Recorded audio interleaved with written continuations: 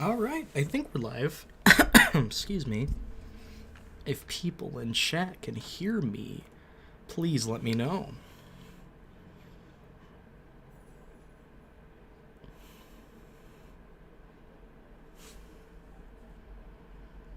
Alright. Hello, everybody. I'm hoping welcome to a stream. As we wait for, misclicks happen. As we wait for people to get here, I hope everyone's doing well.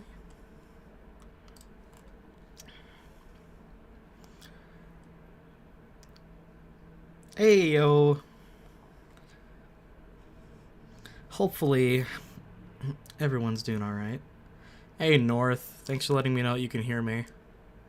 As you can tell, I'm quite inexperienced with streams. So, it's kind of a new thing for me. I don't even have funky background music to add, but hopefully that's okay. We're here for RK's based. Yes, that's just a fact. So I recently finished Unlimited Blade Works, as you all can no doubt tell. That's pretty cool. I absolutely enjoyed it. It was a blast. I loved every minute of it. It was great. And today we're with a Q&A. We're going to be starting Heaven's Feel very soon. So before we start Heaven's Feel, I figured if anyone has any questions for me, then go ahead and just ask them. And we could just talk about stuff. I'm even planning on doing a tier list for a new tier list to update it for when people are ready, which is fun. I have it loaded up ready. Hello, Risotto. How's it going? Sorry if I sound a bit tired. Work kicked my ass today, as usual. Hey, Raziel. Raziel? Whichever it's pronounced. How's it going, man?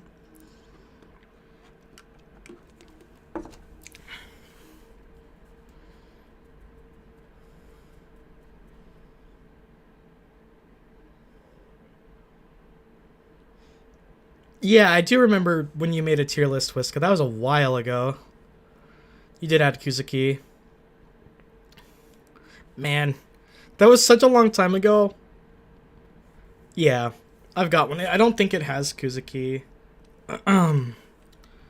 Does it? Yeah, no, it does. We're good. We're fine. How likely is it that we can get Shiro to surpass Guts as a character? I mean, they're tied for me right now, so I don't know what could specifically do it, but from what I can tell, everyone seems to be saying Heaven's Feel is peak Shiro. Well, there's a lot of people who think UBW is peak Shiro as well. It's kind of a wide, varied opinion, but I feel like Heaven's Feel has the most people saying that's peak Shiro. As well as I forgot my train of thought. Hello, Draco V2. Thank you so much. I really appreciate that. You're gonna replay Fate Stay Night? Well, I hope you have fun with it. It's definitely a great ass time, but it's also very painful. So hopefully you get through that without too much suffering. But it's Fate. There's gonna be lots of feels no matter what you do, really.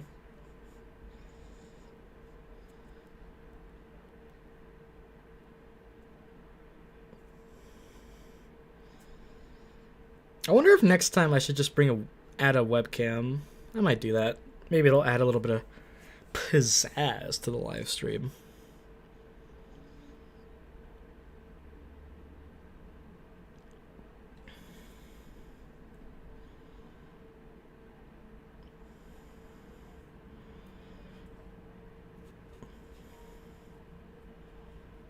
Yo, Mr. Nahanyo, how's it going, man? It's good to see you. Good to see all you regulars. Hey, no worries. Good type of realism. Yeah, there'll be a VOD. I'm not going to be playing any copyrighted music for this stream, because I played a lot of Fate songs during the stream a few months ago, meaning I couldn't keep the VOD, but there will be a VOD, so if you ever want to go back and watch it, it'll be available after the stream's over.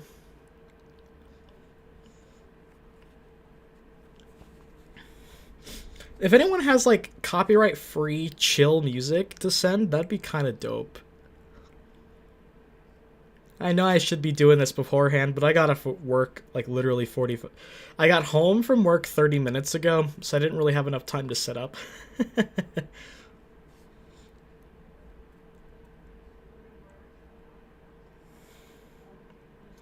Also, 14 people. Once we get to as many people as I think will be here for the first chunk, we'll do the tier list. If everyone's excited for the tier list, I'm going to trigger everyone with my opinions. It's hard to be based, you know? Piss everyone off. I like to think that I have decent Fate opinions. Definitely not the worst.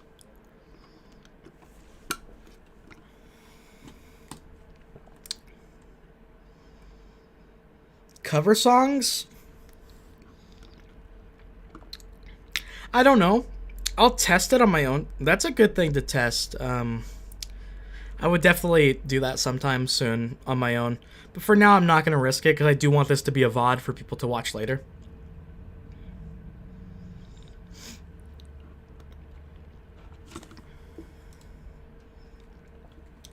Okay, 15 people. That seems like a good amount. Let's start with the tier list.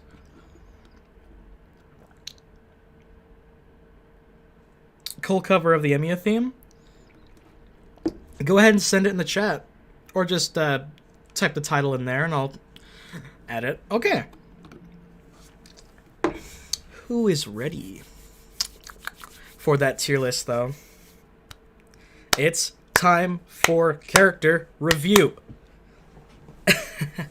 Alright, so as many of you know, I started the Fate series as a total casual by watching Zero first. It seemed like a really good idea at the time. You know?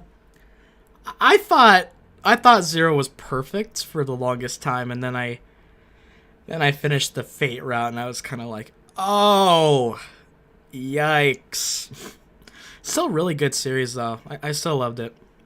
But we have some Zero characters to start out with. We have Kaneth, who definitely has one of the worst ends that I've seen in Fate. And I actually like Kaneth a lot. He's not the most groundbreaking character, nor is he the worst character. Because I really liked his showcase of what the Mage Association, like, leader type people were like. His arrogance was a different breed of arrogance, unlike Gilgamesh. And I really enjoyed that scenario, as well as his fight with Kiritsuku was pretty dope. And there's just something about his personality I enjoyed. I'm going to give him B tier, which I know is probably higher than most people would put him.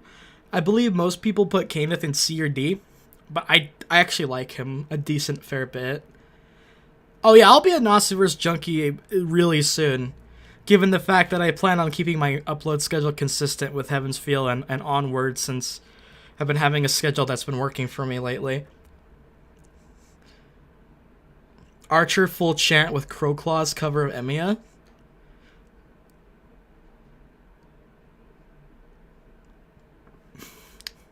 I'm not sure if links will fly, but if you could just drop a link down there, I'd probably check. I'll probably just click it. Next up is Sola. Okay, Sola. She definitely... How do I say this? It definitely wasn't 100% her fault dealing with the lust that she had for Lancer, or Deermud. I know it's not pronounced Deermud, I just call him that for fun.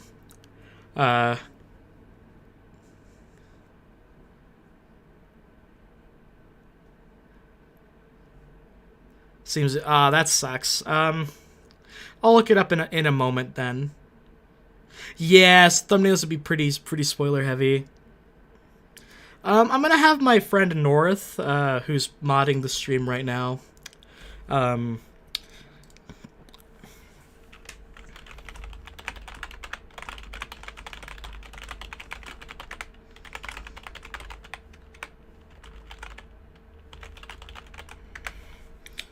Hopefully he'll send that to me as soon as possible. So she was hypnotized by a mole. And the thing is, right? I get it. I don't know, man. Beauty marks are fucking attractive. There's something about them, in my opinion, that adds some finesse to attractiveness. Mostly with women that have them like near their cheek or on that area of their face. It just adds like an extra point of attractiveness for me. So like I get it. However, cheating is never okay, even if we can all agree that Deermud is technically probably one of the hottest characters in Zero if we go by objective attractiveness. I can't put her any higher. I have some sympathy for her. Her death was not deserved, and getting her arm chopped off like that was a little intense. I'm gonna give her C tier because I do have sympathy for her.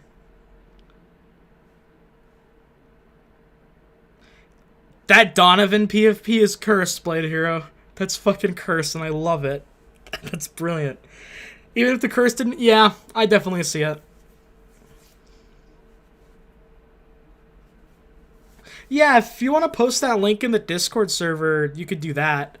There's a link to my Discord in the description of every video that I have, if that helps.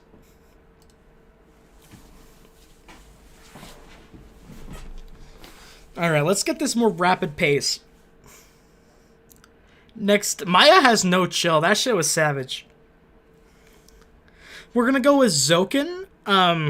You see, Zoken pretty much has no... It doesn't have that much relevance in Zero's plot other than being the reason that Sakura gets adopted and put into the worm pit and sending Karya into his eternal suffering. That's basically all Kaneth did in Zero. So basically, what that means is we have not seen him once in the Fate Route or UBW, which means, you know, it's Sakura's route, Heaven's Feel, that's where we're going to learn about him. So right now, I can't say anything other than his character, other than he's a piece of human garbage, and I hope that he dies, like, in the most painful way possible. But give him D tier. I'm sure he's a better character, but as of now, I wouldn't know.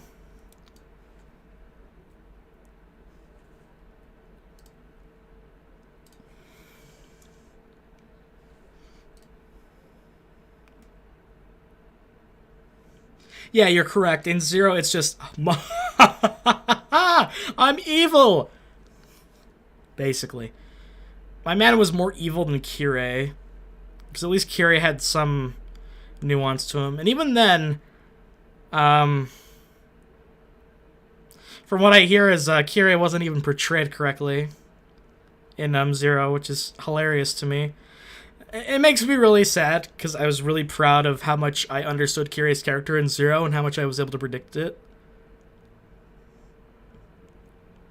Hey, Mibadaba. I haven't seen you around that often lately, but it's totally cool to see you. I'm having a good time. It's been a long time since I've streamed. I hope you have a wonderful morning, day, or evening, where it is that you are. And be sure to take care, by the way. So next up is Gilgamesh. Okay. Gill. Now here's gonna become a point of contention for people who are probably gonna be salty. As much as I know many people would put him in that S tier, I'm gonna put him at like high A tier, like A+, right? So the reasoning for that, I have some reasoning for this. My S tier, as you're gonna see, is filled with so many characters. I kind of need to chill the hell out with my S tier. You'll see.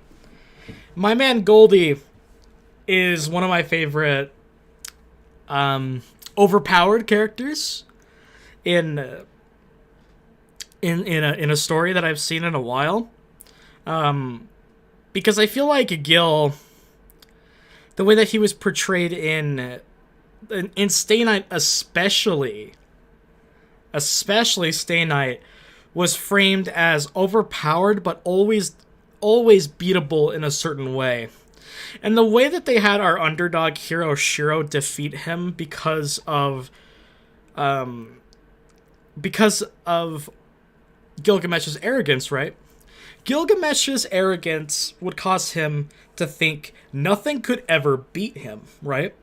So why would he ever train his skills to maximum perfection with any of his weapons if he has infinite weapons from all time? He's never had to really try against anybody, and that's why he lost. Because he wasn't a master, and thankfully, because of unlimited blade works, Shiro was able to counter that perfectly. The way that he was defeated with Avalon in Stay Night was also very, very good, because if we take it as Kiritsuku being the reason that Avalon was given to Shiro and then Shiro giving it to Saber, it ties back that despite Kiritsuku's betrayal, he ended up helping in the end, right? So I do think that adds a lot of nuance to Gill's character. He's a piece of human garbage. Like, what he did with Ilya in UBW is some of the most, like, scummy shit I've ever seen. And, like, obviously, that's such a Gill move, right? Like, that is absolutely what Gill would do. And I kind of love him for that. I hate him, but I love him at the same time. But I can't put him at the top. Faker, that was awesome. That's one of my favorite Gill parts. Also, I'm excited for Heaven's Feel because if we remember at the beginning of the prologue, we saw Gilgamesh talking with Sakura, and I can only imagine the amount of bullshit he be telling her. So, why don't we move on with Deer Mud? All right. Deer Mud. Now, admittedly, Deer Mud does have his own separate nuance from Ku. Oh, I did read your comments, Realism. That is one of the best, that is also one of my favorite things about that fight, is because it makes complete sense from Gilgamesh's character that fighting Shiro seriously is a worse loss than actually dying, because that takes every ounce of pride and ego from Gill and absolutely destroys it. So, you know, just there's a lot of layers. That's why when it comes to people pulling the plot armor card with that fight, I do think it stems from probably 90% of them being anime only and probably just watching the episodes in a binge-worthy fashion without really thinking in between them, and two, not thinking about the nuance of subtext, because you really need to analyze the subtext of the story and the characters to effectively understand why some things happen in the narrative. Let's get back to Deer Mud. Deer Mud is basically Ku, but more chivalrous. His backstory is definitely sad. It makes me feel bad. As a heroic spirit character, really cool lore, really cool backstory. I love the fact that we get Celtic mythological people, because I've never ever studied Celtic mythology. It was a completely new realm for me, and that's why he was very interesting.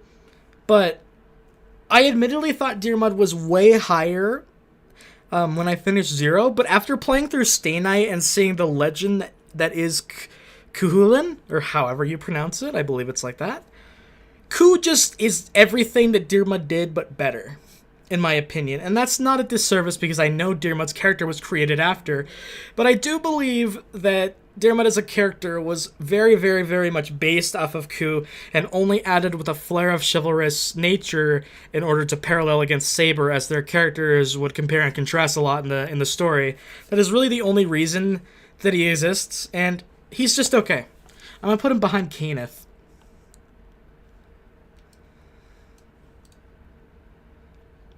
Oh yeah!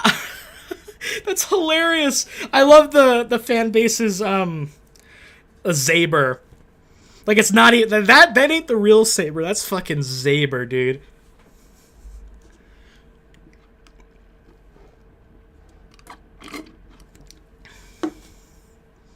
He dies the same way. Exactly. And the unfortunate part is, it was sad, the betrayal hurt, but Ku at least was able to do something pretty badass and help save the day. I understand the difference in Dirmud's death being to show the true hopelessness and despair of the situation of what Kiritsuku is willing to do to win.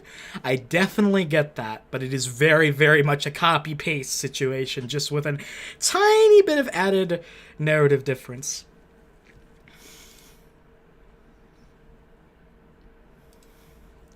Alright, I'm going to skip Iskandar now. For now, we'll get back to him, because I don't want to piss him... I am not going to piss people off until the end. Before I get into it, I really like Iskandar, don't worry. But I have opinions about him. So, let's move to Gil de Rais. Gil de Rais is... He's fine. I like him more than Sola, because... he was more entertaining to me. Yeah, Ku did so much before he died. Exactly. Absolute fucking legend. So... If I would have been down for it if it didn't have Kiritsuku try to hammer down Saber with it. Yeah, the desperation is worse in Dirmud's case. I do enjoy that aspect of it. As for the conversation between Kiritsuku and Saber, I like the basis for the conversation. I really do. The only problem is Saber's reactions and retorts to that argument. Saber was not characterized correctly in the sense that she would not have reacted that way towards Kiritsuku's accusations and beliefs. Other than that, I like the dynamic of the conversation because it raises a lot of good, interesting points and makes the viewer think. I like that. Gil de Rais. Like Blade Hero said, he's a filler villain. He's just an evil dude that's evil because he's evil. But he added one of the coolest fights in Zero, the Cthulhu monster. Him and Ryunosuke were very entertaining together. I enjoyed that. And I actually really enjoyed Jill's end. The whole thing with Jean Arc. That was nice. I definitely liked that.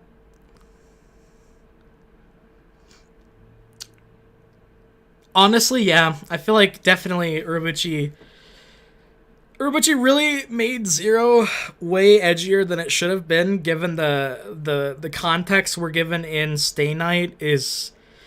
Stay Night never depicts the previous Grail War as that specifically dark. It depicts the betrayal of Kiritsugu and the fact that it was a previous Grail War. That's it. So, you know, Stay Night has a nice balance between being hopeful and dark, and I'm totally fine with the prequel being darker than the original story. That's fine. It became edgy for the sake of being edgy just a little bit for me. Now with future context, really. But other than that, definitely a C-tier character.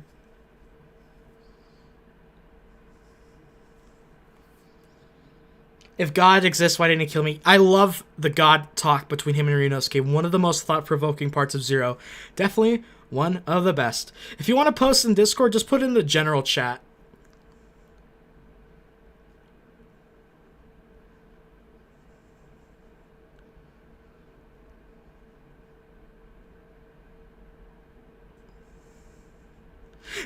Stay Night is less mature because it consists of high schoolers. I think that's half joking and half serious, I think. There are aspects of the VN being darker, absolutely. Yo, whatever, how's it going? Arrow, how's it going? Nice to see you there, Randall the Vandal. Apparently Mahoyo is getting translated, another Nasu work that I'll have to get into eventually. Let me scroll back up. Comments. Do I think the Joan of Arc twist with Gill is clever? Because a lot of people probably thought that Saber was Joan of Arc originally. I do think that's very clever. I really, really think that's a great point. I never really, brought that up, actually. I like the thought of that.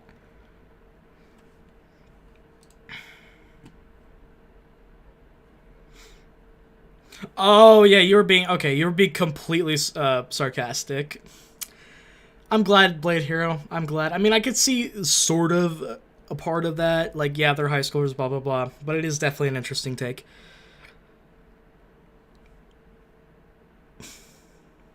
Lancelot. Let's move on to Landslide. Hello, TJ. How's it going?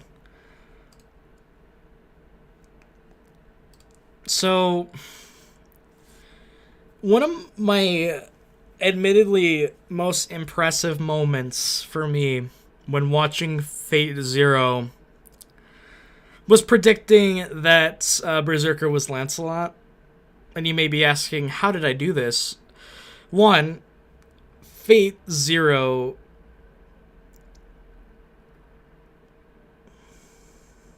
Blade Heroes being ironic because that was the common criticism of Fate Stay Night back when Zero came out. Just check Sakura's review. Yikes. You know, I used to watch Giguk, like back when I was first getting into anime.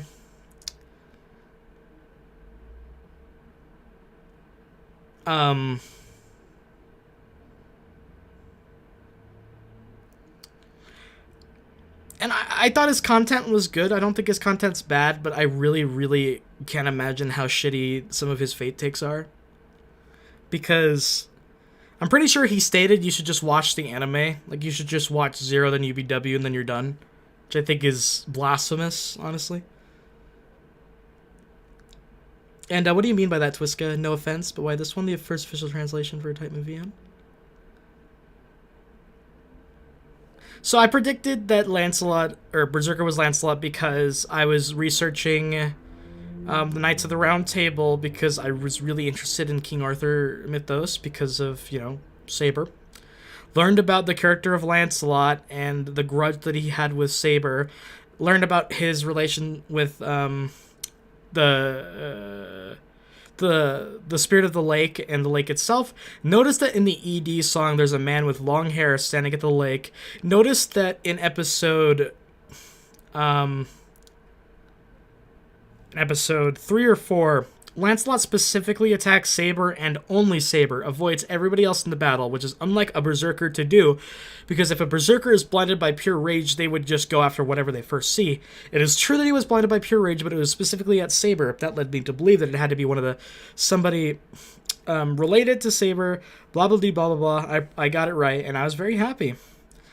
That end scene, though, with Lancelot made me so sad when he told that, when he was in his final thoughts, he was thinking how everyone truly thought of King Arthur as just the perfect king to them. That's why he's going to get B tier for me.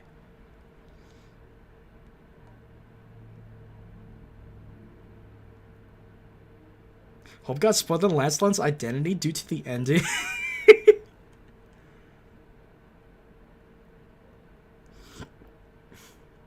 His fate takes are pretty reasonable. Well, that's good. The problem is gigantic YouTubers, like those gigantic Anitubers. I feel like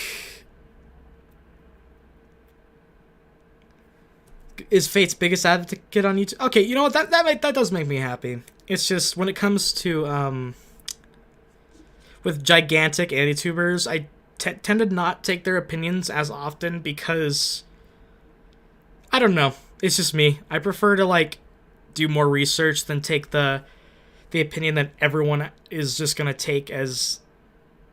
Because when you're popular, you're more likely to be taken as fact when you're talking about something, and that leads a huge group of a fan base to believe one specific thing and then spread it across the internet, and it just becomes a clusterfuck, you know?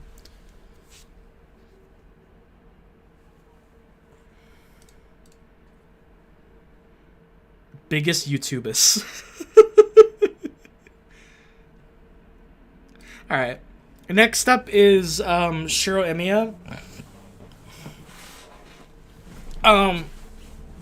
You see,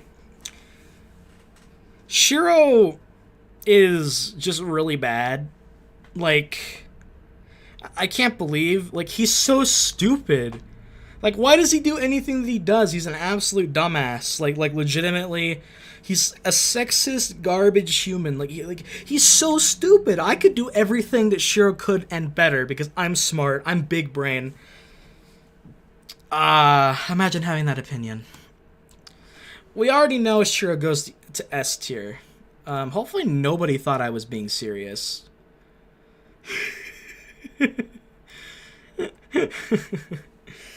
I agree with the S++. I'm just gonna keep it. You know what? Fuck it.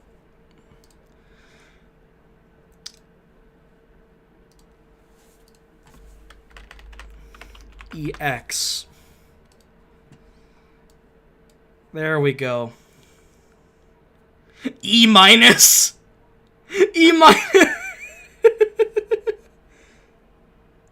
Oh yeah, Mahoyo getting translated first makes no sense. I mean, it's cool because it's not that high. It's pretty underrated for what it seems. He also thinks people die when they are killed. Imagine believing that. Also, like, just because you're correct doesn't mean you're right. What kind of logic is that? That's like drenched in the worst fallacies of any argument possible. Like, he's smoking so much crack. Like, what is he? Clearly, Archer is a better character. And Archer was completely ruined for me because he's the same person. What the fuck? Bone of my sword tier? You know, I could spend 2 hours talking about how good Shiro is. All you need to know is that if you're a VN reader, it's 99% possibility you really, really like Shiro. That's all I'm going to say.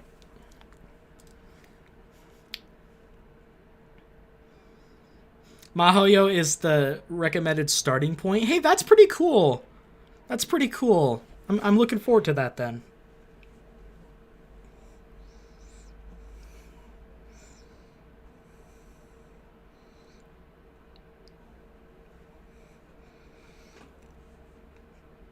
Was the first official work released by Nasu. That's awesome.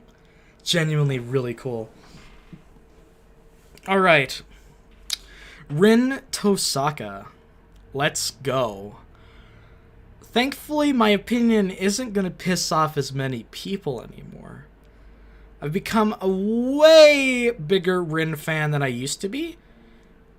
Caveat to that is she's still not my favorite girl. And I know that's blasphemous. It's a really, really rough thing.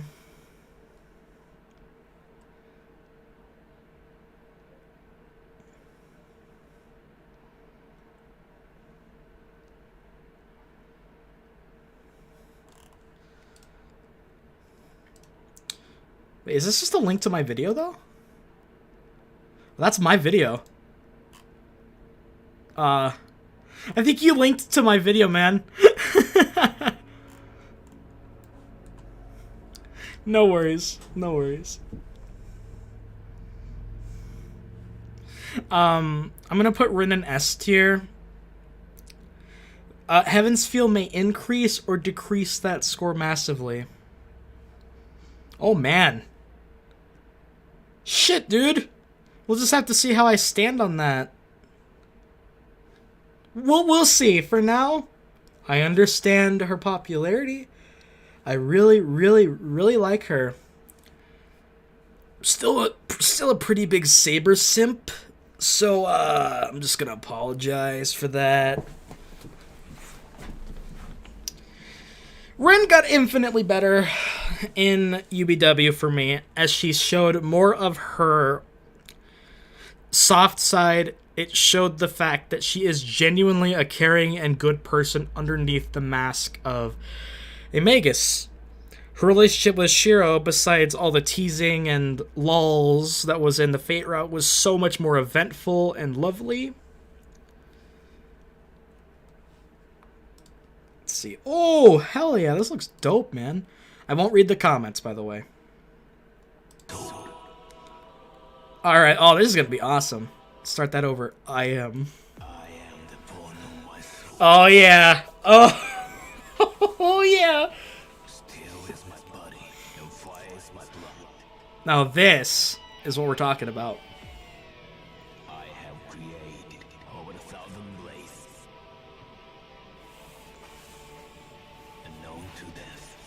to life.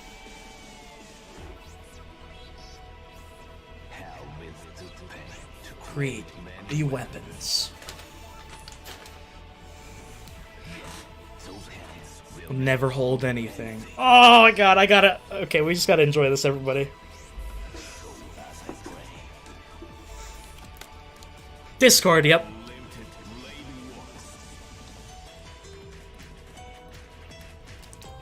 Oh yeah. This is Pog.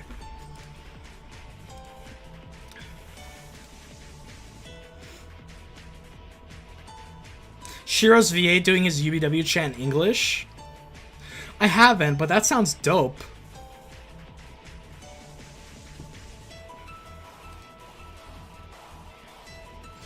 Oh yeah, the link to my Discord is in the description of every video that I post.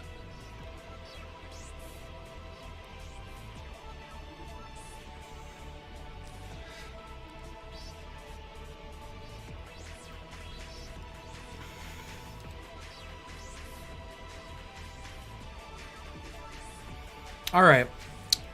I kind of lost track of everything because I was so excited by the awesomeness that is the Emiya theme. I know that my Redeemer... Kirei's speech at the end of Zero?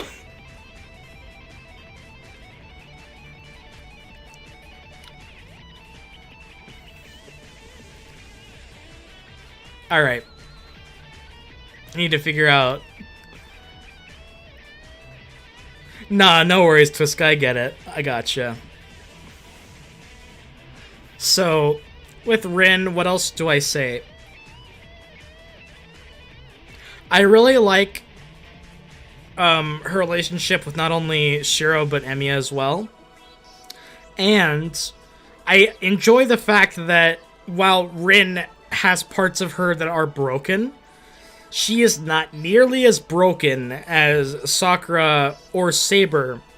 So she is able to uplift Shiro, and she wants to make Shiro like himself, to value himself, to love himself, and show Shiro that that's okay. And I really do like that Rin could fulfill that role as a romantic partner. I think that's really, really cool. And I like how unique that each girl seems to be with Shiro. I loved, much better than I used to think. Absolutely. Saber simp for life, though, unfortunately.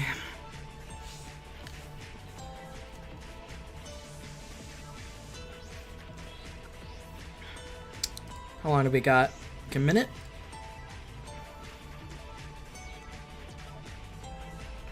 She serves as his anchor. Yep, that's a good point.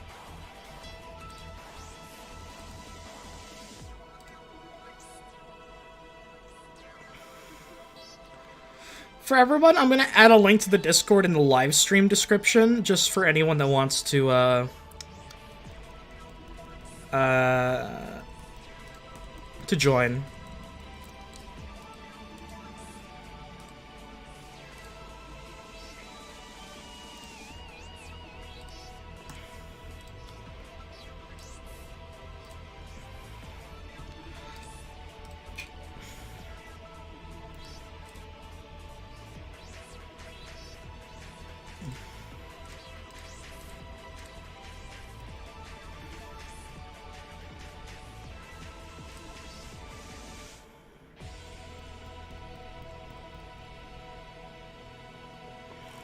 Now, how do I... Let me edit the description. Oh, that... I need a Shiro. This popped up the other day, and it looked awesome. So I listened to it with my friend because he said there was no spoilers in it, and it was dope! That was so good. Not playing that because copyright, of course.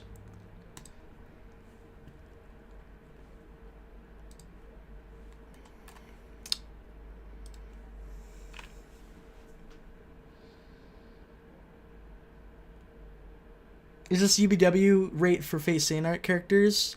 Yeah, this is my updated tier list after completing UBW and having rewatched Zero and thinking about Zero.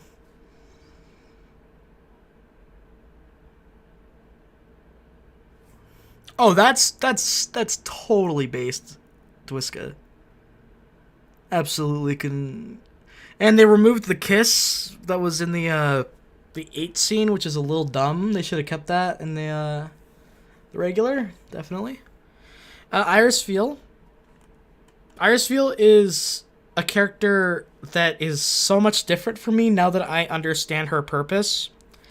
Iris Veal always existed in the lore. However, her prevalence in Zero's narrative was not as high because Urobuchi had, from what I understand, Urobuchi had to work with the rule that Saber and Kiritsuku only talk 3 times. So how is he going to tell the story of Zero without them communicating? Create a third party. We're going to use Iris Veal to do that. As she is the Grail vessel, she acts as our exposition bot, our person that helps us go from point to point. There were spoilers in that vid. I watched it with my friend and there was only unlimited Bladeworks scenes from the anime. So if there was, then I definitely missed it. Did I play the H scene from UBW? I didn't read it yet, but I read a comment that said that there was an actual kiss scene in UBW's H scene.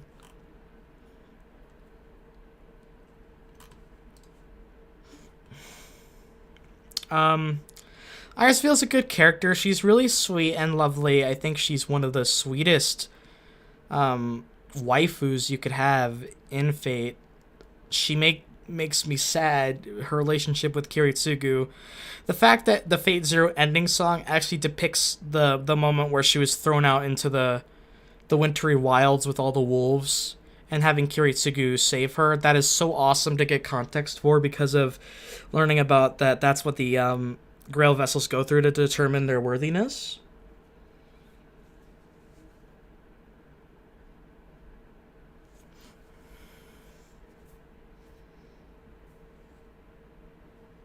Purity and hope, and that's a good also point. I like that.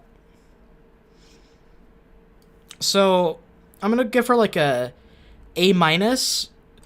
I feel like this isn't fair to put Gill right here, so let's go there with him. He's not quite EX for me, but yeah, this looks a bit better. But according to the VN lore, Ilya's mother never left the castle. Oops. Wrote himself into a corner there. I mean, that's the difficulty of prequels.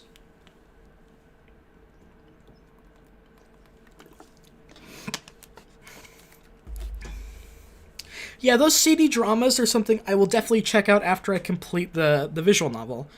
I have to listen to the Garden of Avalon one and then the Zero CD dramas.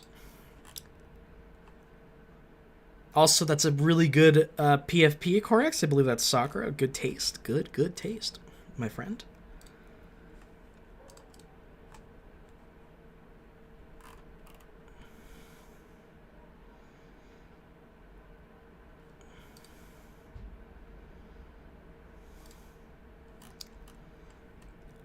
Yo, people joining the server, bless you all. I am popping on one of these. Oh, this looks dope. Thanks for the link.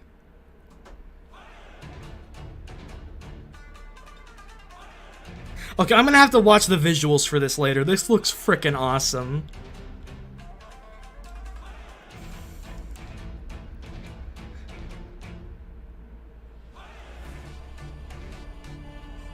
Using real instruments, this is one of the coolest. This is some cool shit. I love it. Acha. Alright. Now we have the Gar, the waifu, the husbando. The slight little tinge of Soon in him. So that tsundere, little pinch of salt right there. And Depression Incarnate. It's your boy. Not Shiro, but basically Shiro. It's Emiya. One of my favorite twists in the VN that was always there from the beginning. I gotta turn this up a little bit. Some solid ass shit.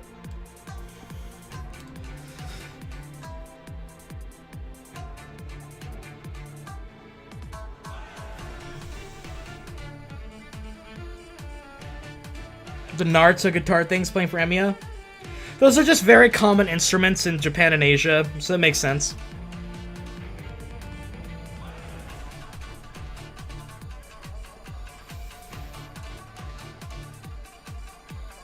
So yeah, we're putting Emiya right next to Shiro. How ironic.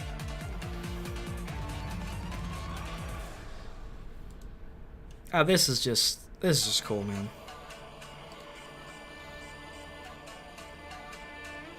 If I never watched Zero, I wouldn't like Sakura so much. You're correct. Sakura is definitely ticks a lot of my boxes in terms of like that kind of waifu scale.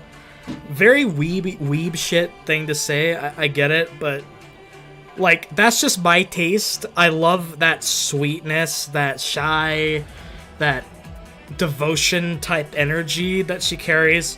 Her voice is really soft and cute, etc., etc. So I would have been head over heels at the beginning, but I wouldn't have loved her as much as I do with Zero.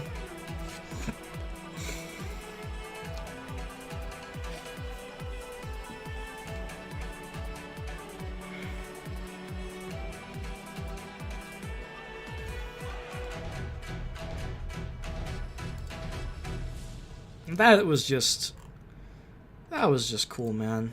That's just some cool shit.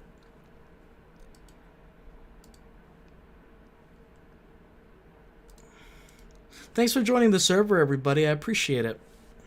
Oh yeah, I wanted to ask, how annoying was it seeing me flip-flop between who I thought Archer was and what was it like seeing me completely fuck up so many times trying to figure out his identity?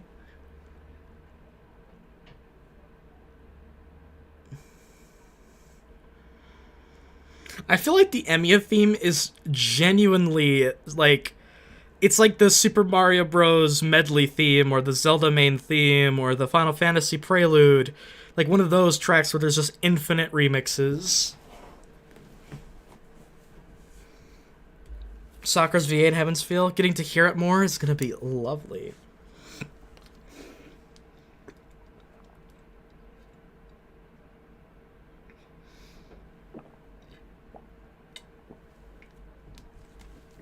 I wonder how they're gonna do, oh yeah, once we're done with the tier list, I'm gonna start going a bit faster. You guys, I wanna have you guys ask me for my predictions for Heaven's Feel and some of my other thoughts.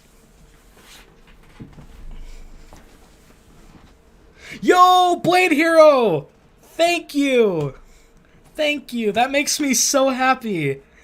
I thought I was a complete dumbass, thinking that that was possible.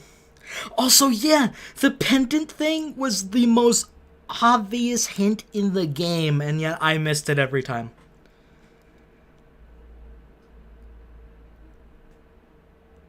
So, yeah, that's awesome.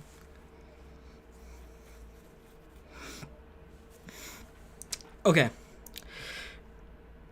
Everything that I love about Emiya can be seen in the last 2 episodes of the Let's Play.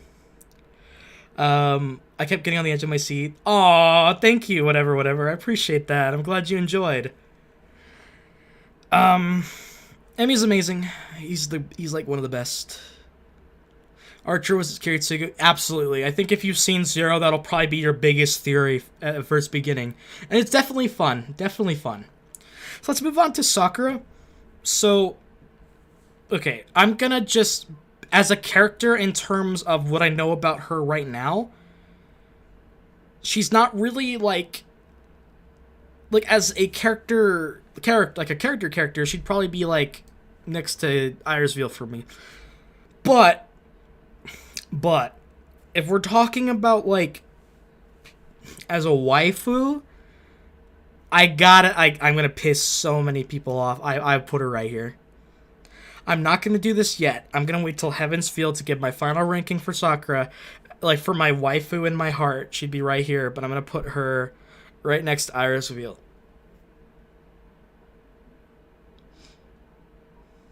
They both are good at housework. Hell yeah. They're both housemaids. It's brilliant.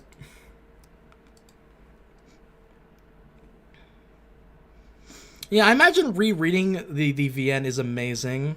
Yeah, Sakura has only shown that a slight little bit of this off energy when she was with Rin. It was a very tense feeling. Good foreshadowing, given their relationship. And yeah, basically. And we also see that she gets abused, and we don't know anything about her family life, so that's fantastic. And what we know about Shinji... I caught the pendant in the Fate Rouse, so I suspected he was Shiro as the amnesia trope. They're officially declared by Nasu as housewives. That's fucking accurate. I love it. They would totally be the resident housewife. So let's go to Taiga. Taiga, or Fujine, is one of the most lighthearted, funny, slice-of-life characters in the novel. I can definitely see a lot of people finding her annoying, right? Because she's very loud, she's very... You could consider her obnoxious in a sense, but I find it endearing. I think she's amazing. Her in the Tiger Dojos makes her even better. She adds that lighthearted, whimsical feel to it. And yeah, I would say that I'm put her at the top of B tier. Really nice. I really like Fujine. Embittered future self of Sakura? Man, that would have been an interesting theory. Ooh. Kenji Kawaii version of the Emiya theme. Holy shit, this is starting off nice. Oh, hey, it's one of the thumbnails I used. Nice.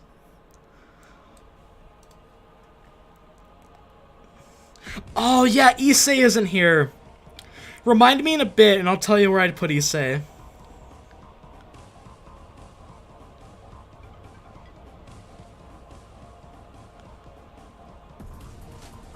Oh, this is a nice rendition. A completely different set of instruments.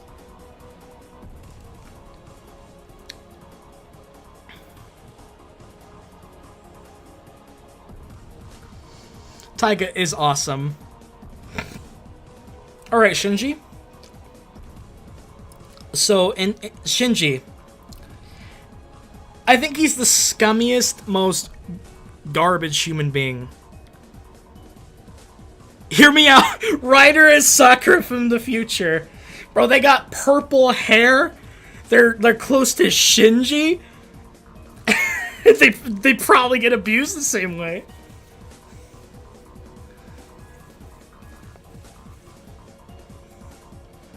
I've heard about Miyu vs. Shiro. All I know is that I think that's an alternate universe where there's like female Gill and then other weird shit. Oh, by the way, I wanted to mention how terrified I am for Heaven's Feel. It was heavily implied that Shinji definitely did non-consensual things with Ryder. And, him and Sakura aren't exactly related by blood. And the amount of a grudge that Shinji would hold against Sakura for stealing his only sense of purpose in the Mato family, you get where I'm going with this, and I am not looking forward to it. Servant Mato! I think Shinji is an amazing character. I love him as an antagonist. Put him right behind Gill for me. Piece of human filth. Great-ass character. We do need an Issei route. That's so true. We need an Issei route.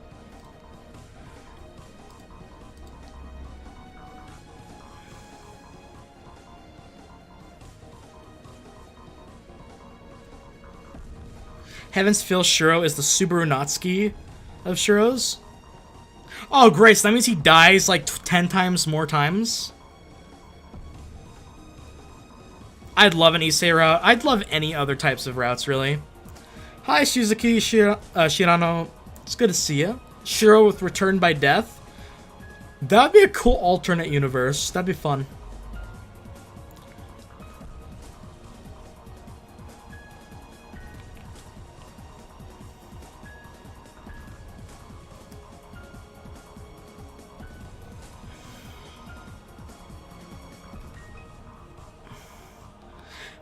Plus H scenes? You're talking about the Issei Shiro bromance?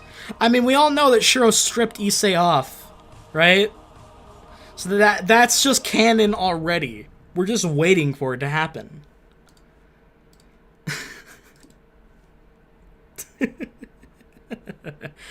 Kusaki. Really, really, really, really cool fighting style. Really cool fact that he showed up once in like the entire Fate route, I think. And he's like one of the only characters in the picture. So that's the only thing I remembered him by. Turns out to be a master. His relationship with Caster was very different. Very, very different. I did like how he ended up being the person that made Caster feel like an actual human being instead of just a tool. That was sweet. But as a character, he's just an extra, really. Like, I think he just serves as like an extra tertiary antagonist to go along with Caster. And for that, I can't really put him any higher than like right here. Yeah, right there. Issei, honestly, Issei, man. I could see Issei having like a small crush on Shiro. Issei's like, no, I'm not gay. But Shiro, oh boy. Shinji hates soccer. Dude, the thing is, like, Shiro's harem, man. We got Shinji on the harem. Emiya's in because he is Shiro, and he hates himself, but he's a tsundere, so he'll, you know, I don't even care. The Rin, Sakura. Issei hates Rin because she stole his man away, man. That she-devil. I just want to kiss my homies goodnight, give them a good old foot rub, tuck them in, forehead kisses, you know, all that good shit.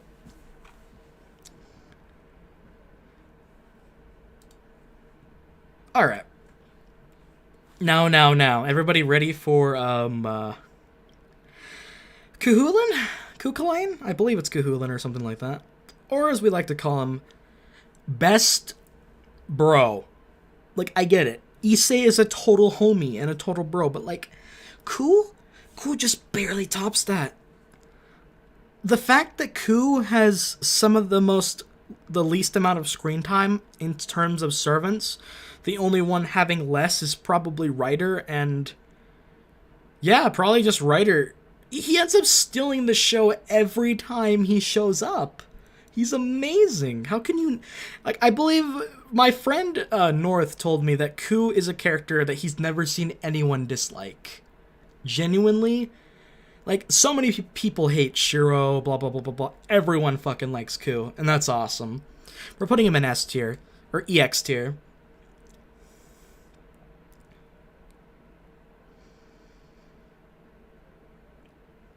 Kulane?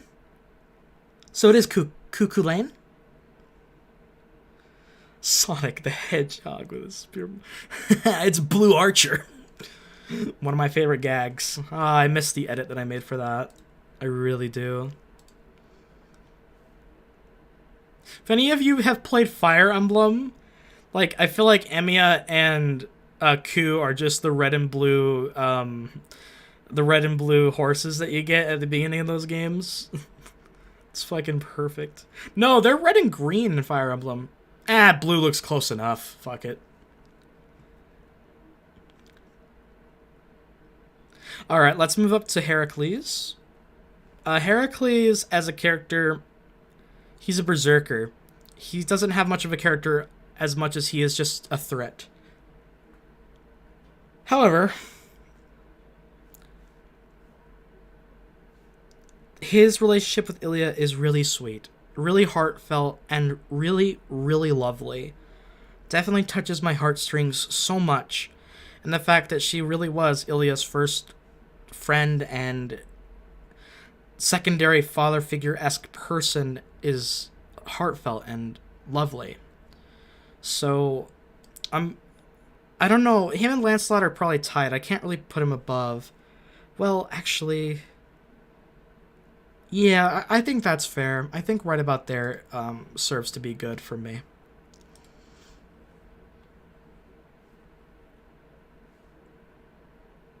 He's the broest bro to ever bro.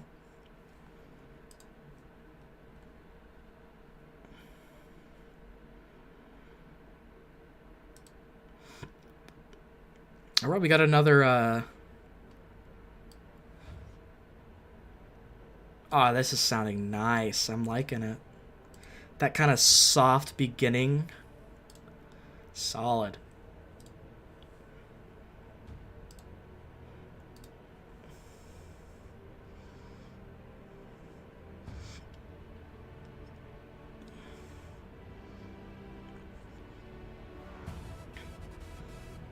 Alright.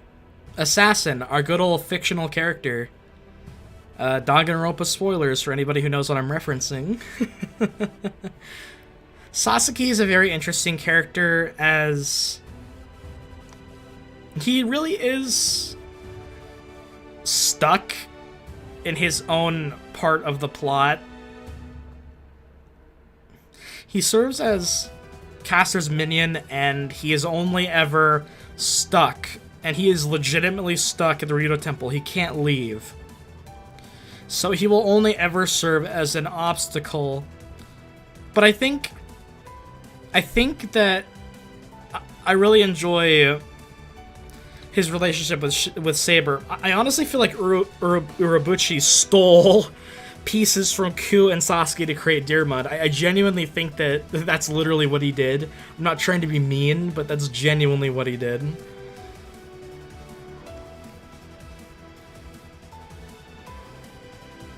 All I know is that Sasaki is beloved because he's pretty cool in Grand Order, I hear. So that's pretty hype. Represents Shiro's struggle with being fake. Yeah, that's a good-ass point, dude. I like that. I never really thought of it that way.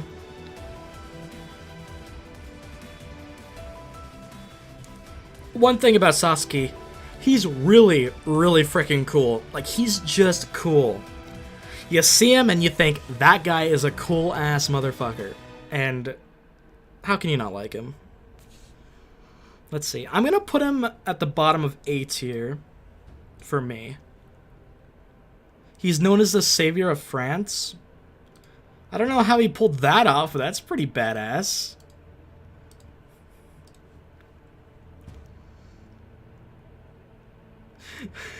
Unsubbed. Why do you gotta skip the most plot-relevant characters? We got to see them for 10 minutes.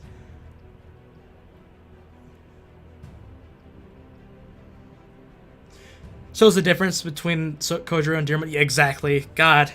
Such a butchering of Saber. Holy shit.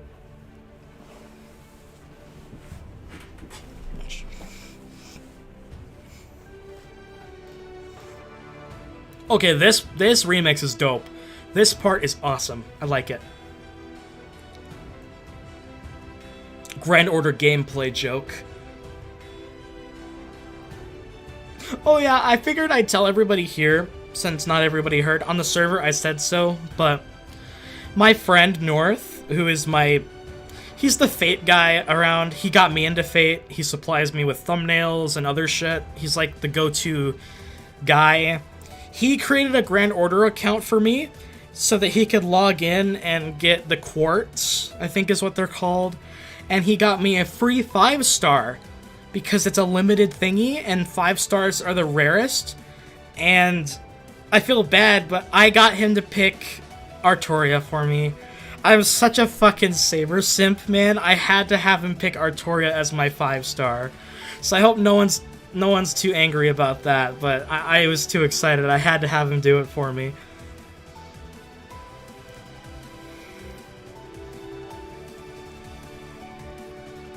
Who the fuck? Is this Assassin from Zero?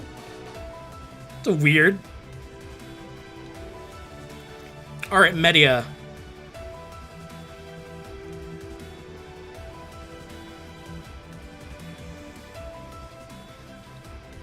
Oh, that's interesting.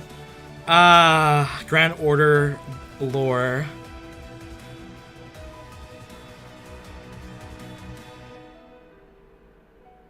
Regend, yeah.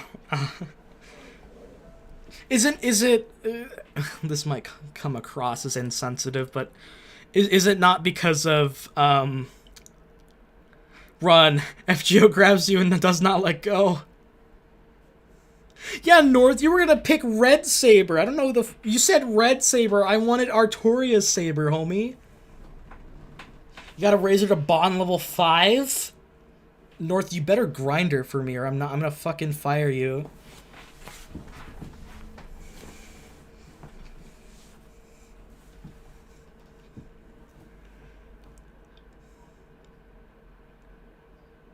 Yeah, I don't know who Ryder is. All I know is that she's Greek. I'm pretty sure because of the Pegasus thingy. There's multiple Sabers? I had him pick OG Stay Night Saber for me. Go up 2 ranks after Hollow? That's pretty awesome, man. North getting paid? No, he's like...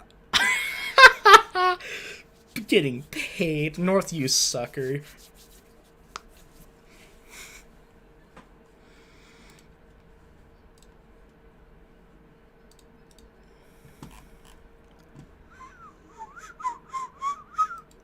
Yes. Alright, we got the Aloof Potato. No subs. And he made his own remix. What a legend. I'm giving him a like for that. Starting out nice and soft.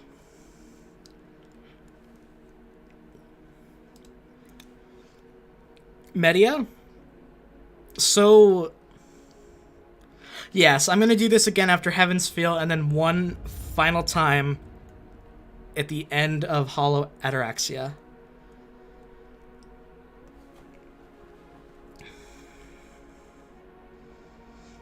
Ooh, yeah, this is good. This is a nice, soft, slow build. I like it. I haven't looked up Pegasus lore, don't worry. I knew for a fact that I would get spoiled, so I never looked it up. Dun, na, na,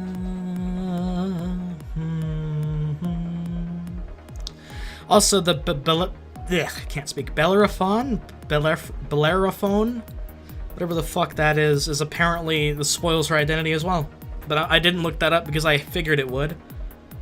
Oh yeah, I'm doing Hollow right after Heaven's Feel, so don't worry.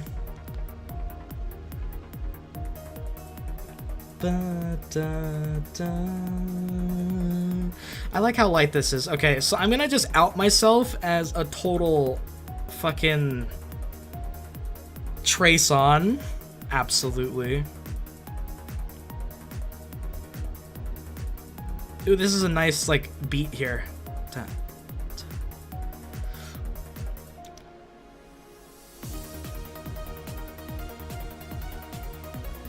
Ooh, completely synth-based. Nice. Nice.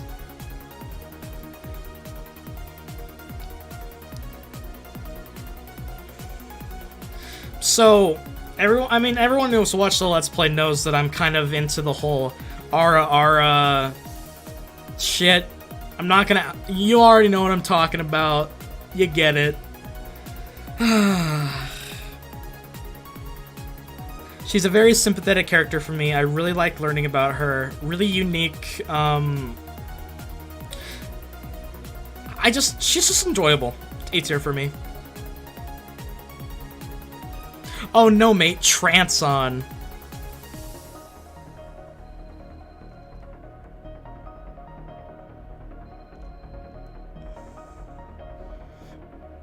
Alright, Kotomine.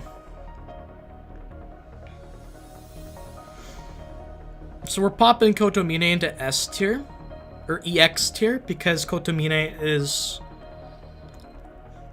He's probably gigantic meme fuel for the whole Fate franchise, and I love every second of it. Yorokobe Shonen is like my favorite Kirei meme. Apparently there's a shitload of Kirei memes in Heaven's Feel and Hollow. I think Hollow, right? Or is it just Heaven's Feel? It's one of those where he gets more memes, and I'm excited. Kirei is one of my favorite villains that are just evil because they're evil. You'll even get more Medea in Hollow? Hell yeah, I really love Medea. I want more of her. I want to see her softer side. I want to see just more of that innocence that was taken away from her. I wish we got some Ara Ara action from Taiga. Holy shit, man. Dude, actually, Taiga could fit that.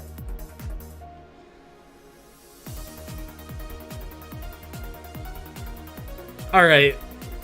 That's an image I am not gonna forget. Ara Ara Taiga. I don't think EX is gonna be high enough. We'll make, like, God tier.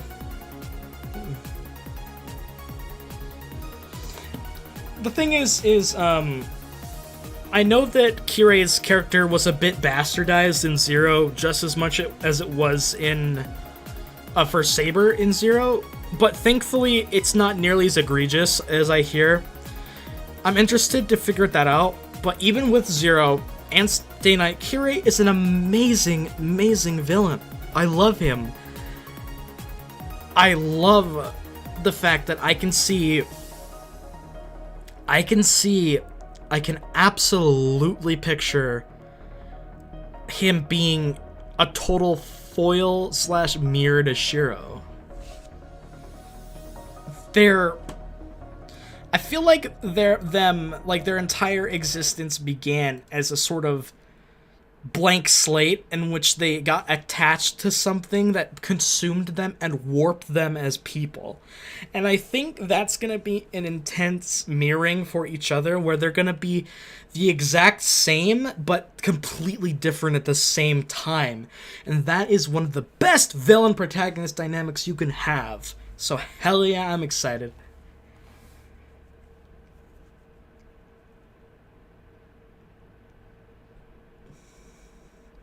Ilya, what?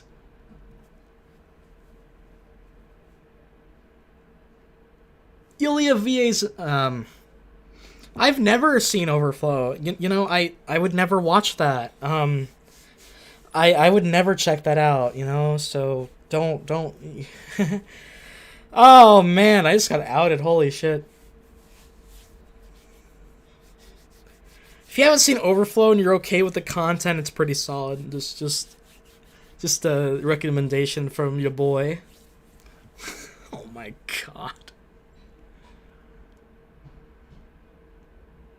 Joji Nakata. Yeah, he looks cool. North sent me a picture of him cosplaying as Kirei, and it's the best shit I've ever seen in existence. Also, he voices Reverend Lovejoy from The Simpsons, which is the priest of The Simpsons, which is the most fitting thing of all time.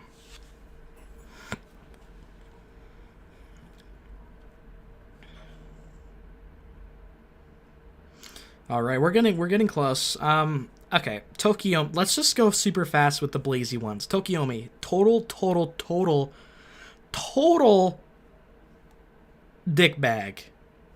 Had a couple of redeeming cute moments with Rin. Didn't deserve to be betrayed like that. Dick bag. Top of C. Daddy Kotomine. It's probably not the best way to put it. Just a nice guy. He didn't deserve to die like he did. He seemed really nice. Top of C tier. Maya. Underrated. I really love how she was definitely this awesome mirror to Irisfeel as like this kind of empty doll that was given a purpose through Kiritsuku and then shown that she can be her own person without Kiritsuku. Unfortunately, with that realization came her death. So that's really unfortunate. I think Maya is also very, very cute. And she's underrated. We're gonna pop her, like, next to Deermud. Waver. Dude, Waver is the biggest, like, is the biggest Zero exclusive Chad. I think that Waver is the best Zero exclusive character, like Urabuchi made character that he did in Zero. Like, that is a triumph that I don't think many people can disagree with. Is Waver, I think, is Urabuchi's best work in Zero. Absolute fucking legend. I'm gonna put Waver right above Shinji. Amazing character. Which, for research purposes, do you know which girl she is in Overflow? Like, what, you can just tell me the color of the hair, you know? I knew Ryder was a hentai VA, but I never knew Ilya was. Yeah, someone told me in the comments a long-ass time ago, Ryder did hentai.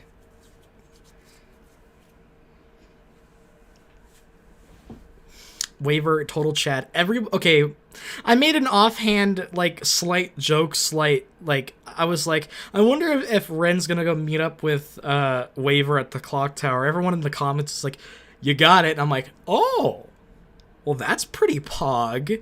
We get more Waver action in the future? Which is amazing. Because I love Waver. Also, he's in Grand Order and is apparently one of the best fucking characters in the game. Which is crazy. Like, what? We gotta love Waver. Chad. From what I hear, Waver's character in Zero and Ryder were the characters he was most enthusiastic. You could absolutely tell that. You could definitely tell that was his magnum opus because he put the most energy into them. He definitely did some poor things with the Skandar, but let's not talk about that just yet. So, Kiritsuku? Is Waver a Nasu made? Oh, the basis for Waver came from Nasu. That explains it. Oh no, Uro said Waver was one he wrote. Good. Okay, good. Let's not throw too much shade into Uro. He's a good writer. He's still a good writer, even if he didn't necessarily adapt some things well. I don't have sound on when watching Overflow. Shame. So, Kiritsuku used to be my favorite character after I finished Zero. He's not my favorite character anymore, but he's still an amazing character. I really, really, really love how Kiritsuku is essentially sort of that Emiya-esque person who was similar to, like, Shiro as a child with the Hero of Justice, but he wasn't warped from the very beginning. His sense of justice was warped because of Shirley's death, but it's not the same. I really like how everything began because of Kiritsugu saving Shiro, which in turn saved Kiritsugu. Shiro latched on to the beauty of him being saved as the only possible thing he'd want in his life, right? And then you gotta think to yourself, Shiro would absolutely hate Kiritsugu, every part of Kiritsugu. It's just like Emiya would not get along with Kiritsugu at all, yet he looked up to him and idolized him, and I think that is really, really cool.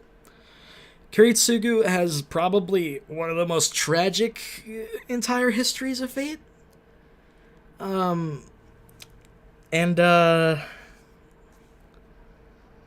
Yeah, amazing. EX for me.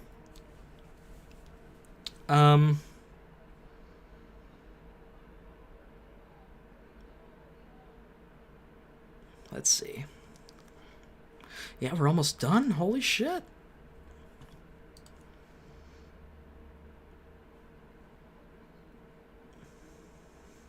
Does Kiritsuku fit the time of Zero, do you think? I feel like it does, but it was full of flaws. Oh, the theme of Zero?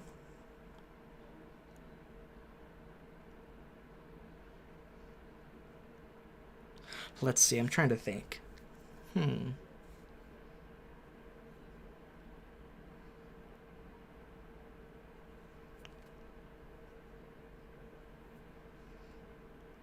Hope is out here going on a presentation about Kiritsugu's character, and chat is discussing writers VA hentai.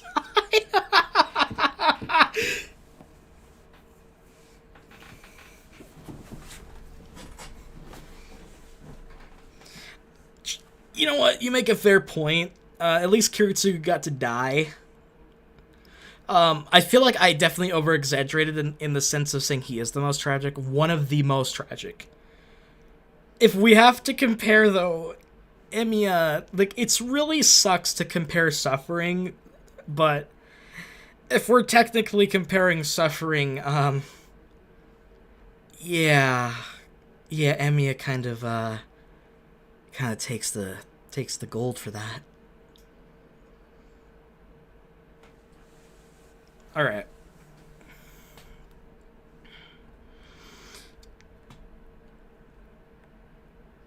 Wow, I'm actually forgetting her name.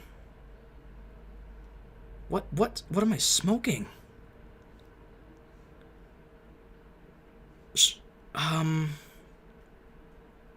Natalia! There we go, got it. Thank you. Fuck.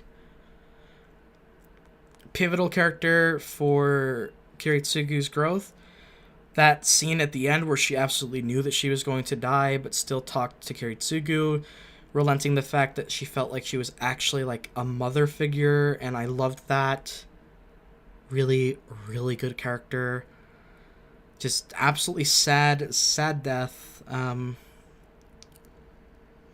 I can compare suffering. Limited is better than eternal. Absolutely. That's something I can definitely... You can always make a fair comparison for that. I'm going to put Natalia right next to Maya. Oh man, we're down to the final stretch. Not sure that tragedy is just defined by suffering, though it also involves things like lost opportunity. I definitely agree with that. It's just that the most... when we think of tragedy, we think of the Greek basis for tragedy, and that does definitely include the loss of opportunity aspect. Natalia is sus. Would you believe that Rider Girl is EX? That's pretty hype. I mean, she has to have a major presence in Heavensfield because there's no way that...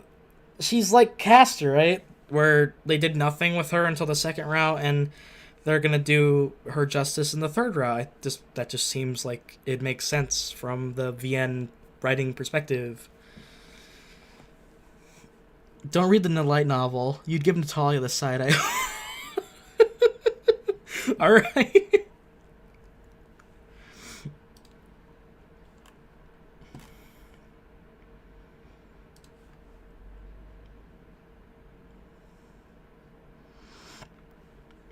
Okay. So, if we go to Karia. Karia is a divisive character. He is clearly set up to be the character that the viewer is going to get latched on from the very beginning, because he seems to have the most selfless goal at the beginning. We later learn out that it's rooted in a deep bit of selfishness, which adds humanity and a human aspect to his character, meaning that he isn't just a selfless saint, which is a good thing, because none of the Zero characters are complete saints. A lot of people like to call Karia a simp, and the whole simp thing is something I don't like. I like, sometimes I'll make jokes about it, but in general, loving and caring about someone and having them not reciprocate and not be with you is one of the most painful, harsh experiences you can experience. Now, that being said, you should not lash out your anger or all of that on and project yourself onto them, which Karya never did until he was, well, we saw what happened in Zero. He detached himself as much as he could from her until he learned about, well, Sakura. Karya is a sad character. I really feel bad for him. Apparently from interviews, Urabuchi fucking hates Karya for some reason, which I find interesting. They're subtle, exactly, and then they become overt. Yep. People just call Karya incel, especially in the novel. Incel is a fucking stupid term that I think needs to die.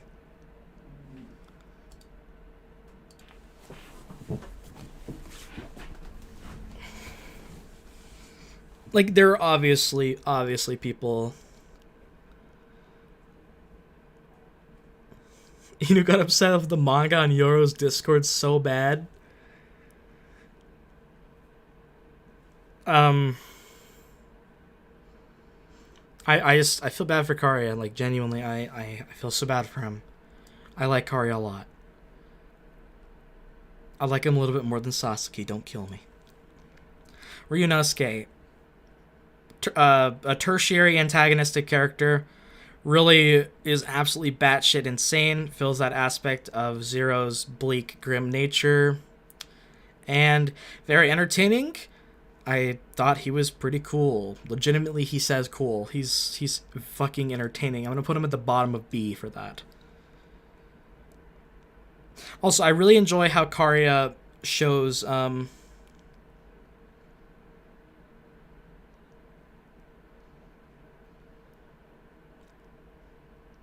best boy Ryunosuke.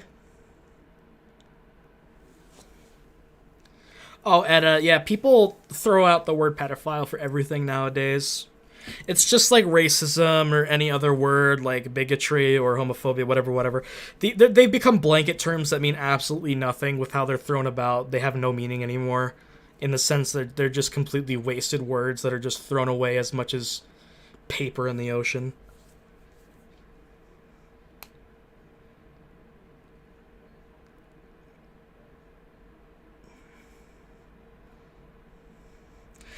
You know, not liking Karya is fair. He's a very flawed person. The reason I really like Karya is I understand where he's coming from. Why is Zoken in D? Because I don't know anything about him, other than he's evil.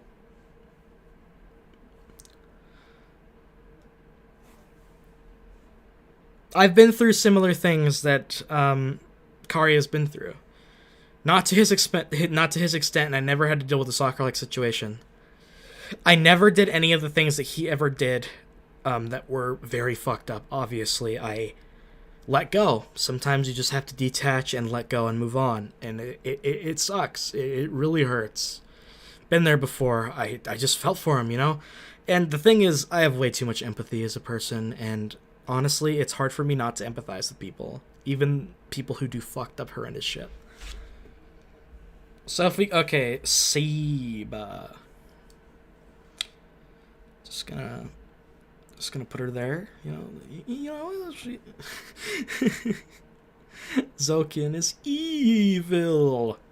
Saber, what can you say about her? She's basically the icon for fate. Without Saber, you wouldn't have fate. She's a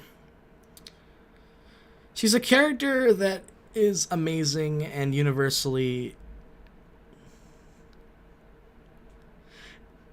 Yeah, even if Karya's later motives became twisted as he had to deal with stuff, the initial part of him was to save Sakura, and that's what matters to me. See ya, Ishana Daitensho. You take care. I hope you have a good one. Heaven's Feel will be starting up soon.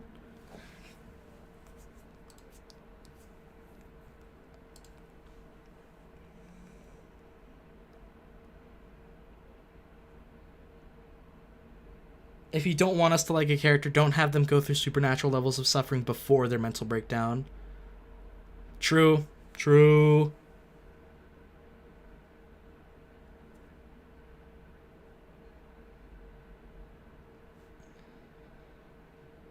Also, I really liked Karya being able to be shown Kirei's first descent into enjoying the similarity of watching humans dig themselves into these horrendous situations and suffer.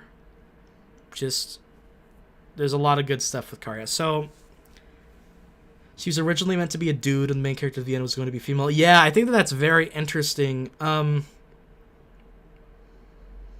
In the light novel, yeah, the light novel seems to be, from what I'm reading from the comments, to be basically, like, even fucking edgier than Zero, which is insane to me. I mean, it is a novel, so he's probably went... I couldn't imagine how dark he fucking went in the light novel. We'll just have to see whenever we get to it. Also, I hear people theorize that it might be possible that Nasu is a woman because of the fact that originally Saber was going to be a boy and the MC was going to be a girl. There's so many theories about Nasu being a woman that I've heard on the Discord server that I find it interesting. I still am very happy that Mushroom Man is just a mushroom to everybody. Like, we don't know who this person is, but a good old mushroom boy. Mushroom Man. Man. Anyway, Nasu's, like, goated. One of the best writers in our lifetime. Male Saber voice is Cloud from FF7. That's pretty pog. Saber is a glutton. Absolutely. Alright. We're saving the Skandar for last, by the way, because I have interesting words. Alright. Irias Veru van Einsban. Did not say it exactly how she said it, but whatever. Nasu plays D&D? Yes, I could definitely tell because of the way he put the stats in the novel. Saving Private Emiya. We need that. Oh my god, Saving Private Emiya. Ilya is such a interesting character. Her relationship with Shiro is disgustingly morbid as it is intensely adorable.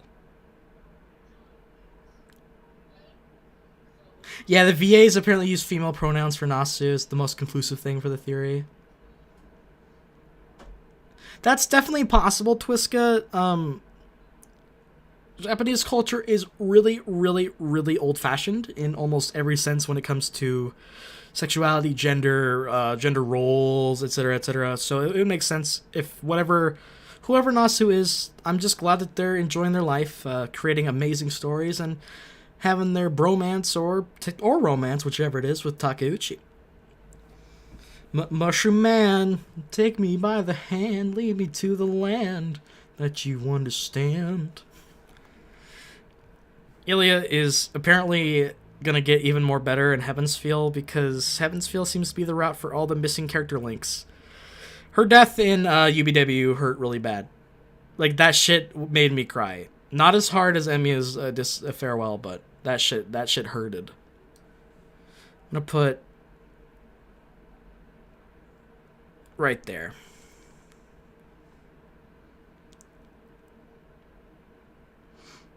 I hear conflicting things. I hear that pictures of Nasu don't actually exist, and if they do exist, it's weird. People can't really make up their mind about it.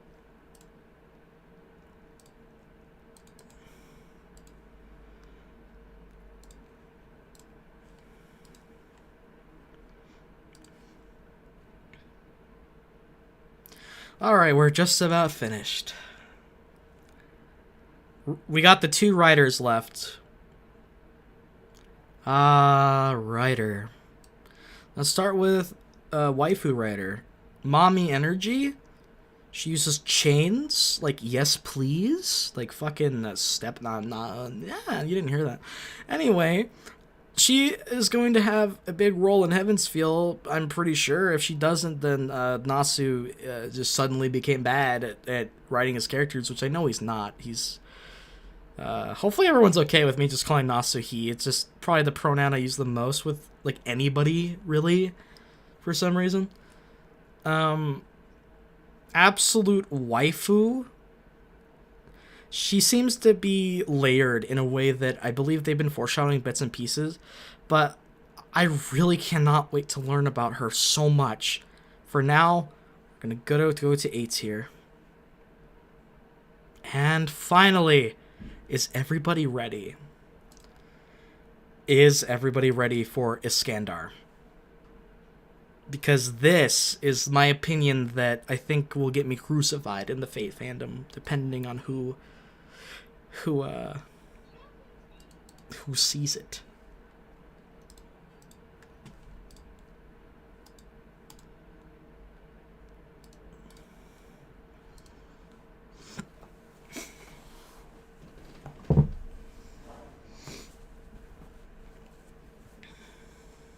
Waifu Rider will be EX tier for you eventually. Oh hell yeah, I'm looking forward to that day. Hope's using the wrong. Yeah, Ara, you got it. You got it. Alright, Iskandar. Iskandar.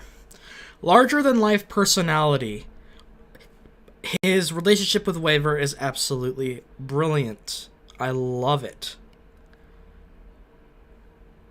Having King Alexander the Great is a no-brainer because of how much of an important figure he was in history. And he made me laugh a lot. His death was really, really well done, with Gilgamesh's respect for him, and then the later extra layering and building up of Waver's character. Amazing. What else about Iskandar? His voice actor is amazing. Such amazing voice acting. Perfect casting choice. His laugh is contagious. Now let's get into the bad. Unfortunately, now this part I may be wrong, but from what I'm interpreting is Iskandar served as a way to push some of Urobuchi's like deeper beliefs. You know? Whereas I'm pretty sure it's stated in an interview, I've been told several times, that, I just lost my train of thought because I'm reading chat.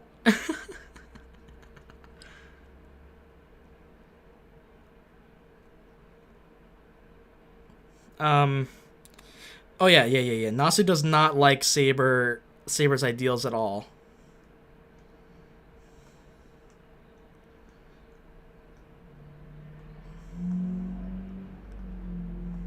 Absolutely Urobuchi's pet.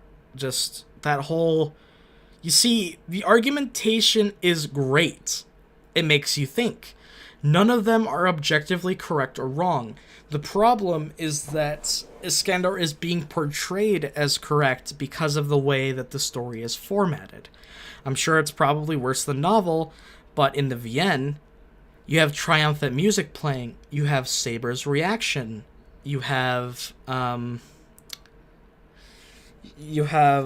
Saber not sticking up for herself, you have his voice acting really delivering it, and you have the influence on making the viewer completely agree with Iskandar. It's that the viewer 9 times out of 10 is just going to sit there and be like, oh my god, Iskandar's spitting hot fire, Saber's wrong, oh my god, etc., etc., and that's just bad. Characters should not be used as a surrogate to push an ideal and shame another character, especially if you're writing from an existing franchise that ends up bastardizing a previous character. Because I don't think Saber is the worst character of all time in Zero. I still really like her in Zero. It's just that certain aspects of her character got fucked up. In the sense that I think parts of her that were written weren't true to her actual character. And I think most people will agree with me to that. His speech to be taken as a ploy in order to bring Saber to his side. Yeah, it's an amazing strategy.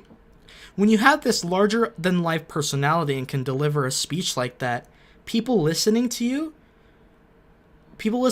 is extremely high. You have leaders in history that have committed mass genocide and gotten away with it at the beginning was because of their ability to speak to people, to understand people, to convince in this larger-than-life personality and way. And when you have such a grand plan and desire, and you can show that you're backing it up, people will latch onto you no matter what atrocity you're going to commit.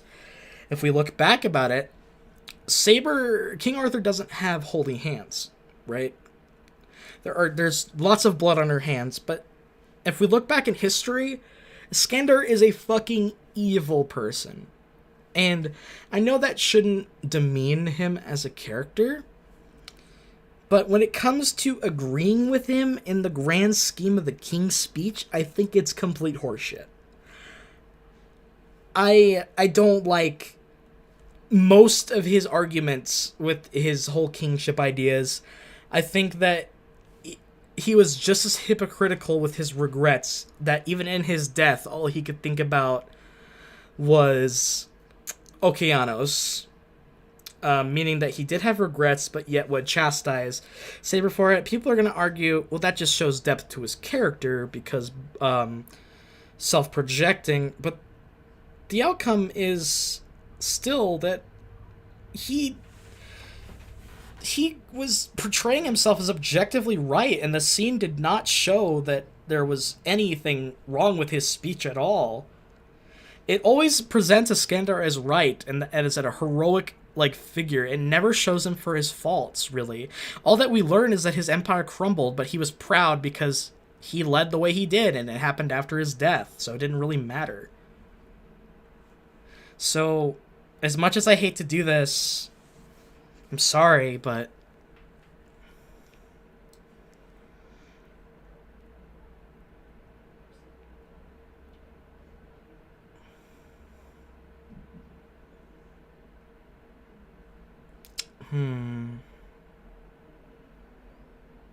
middle of B. Mid B. Mid B.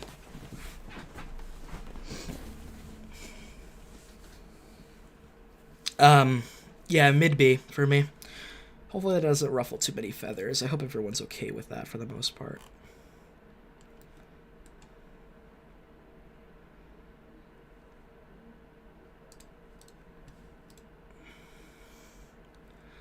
Phew. Blade Hero, absolutely correct. I think you're right. And here we are with the end of my Stay Night tier list so far. Have not finished Heaven's Feel or Hollow.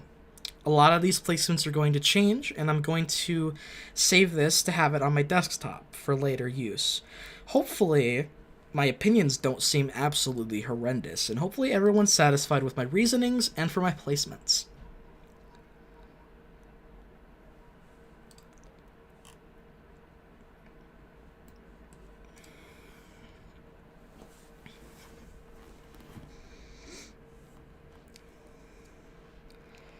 Oh, phew.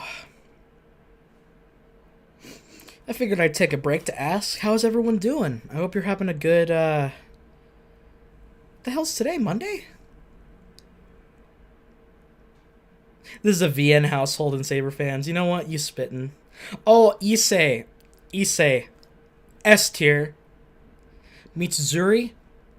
Low A tier, like A minus. No, right next to Taiga, B plus. She's just, even as a side character, I genuinely like her a lot for some reason.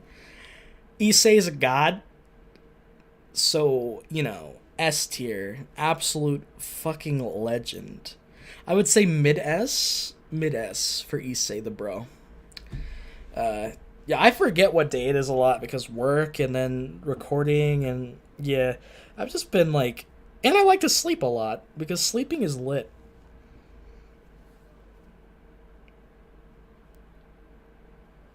Hopefully this tier list is doing till good.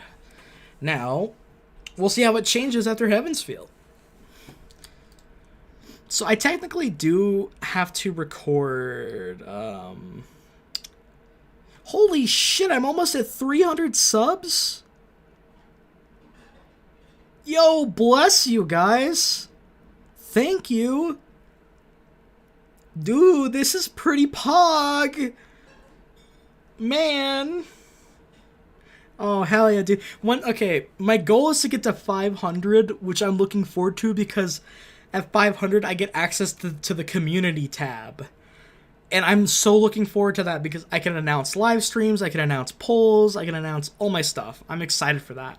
Thank you guys for the intense amount of support that I've been getting for the channel. It's kind of crazy.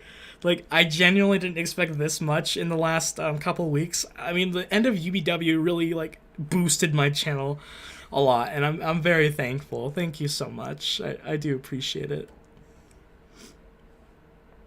Unfortunately, Issei isn't on this specific list, Twiska, but I did say I would put him in mid-S. I love Issei.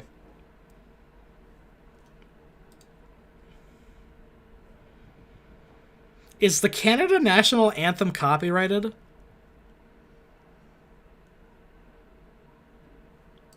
Is this copyrighted? No, I don't think it is. Okay. Sure, Canadian National Anthem, here we go. Thanks everyone, I really do appreciate it.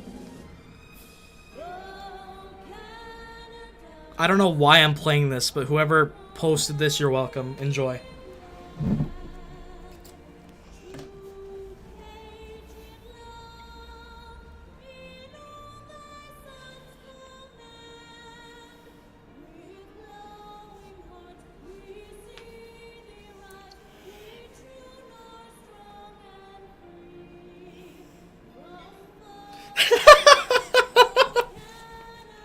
Oh, hell yeah, this is my new outro? The Canadian Anthem? Dude, Archer should be the spokesperson for Canada.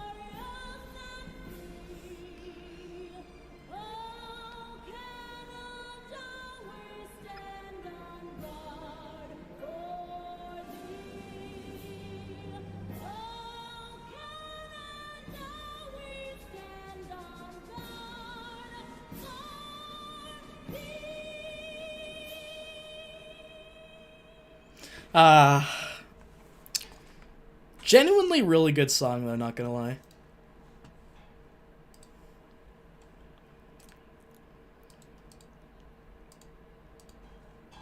Okay, everyone that's still here, it's time. Ask me any questions you have, any predictions that you want to ask that I have. Go for it. No holds barred. Rapid fire. What's up with the blur? I'm not sure.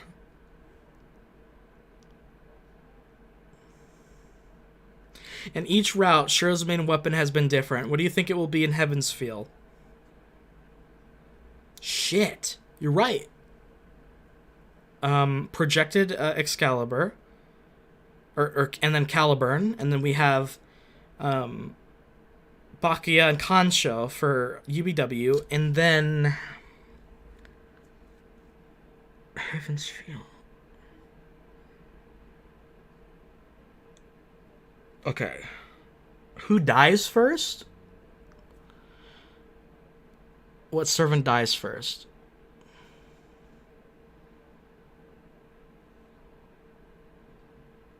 Okay.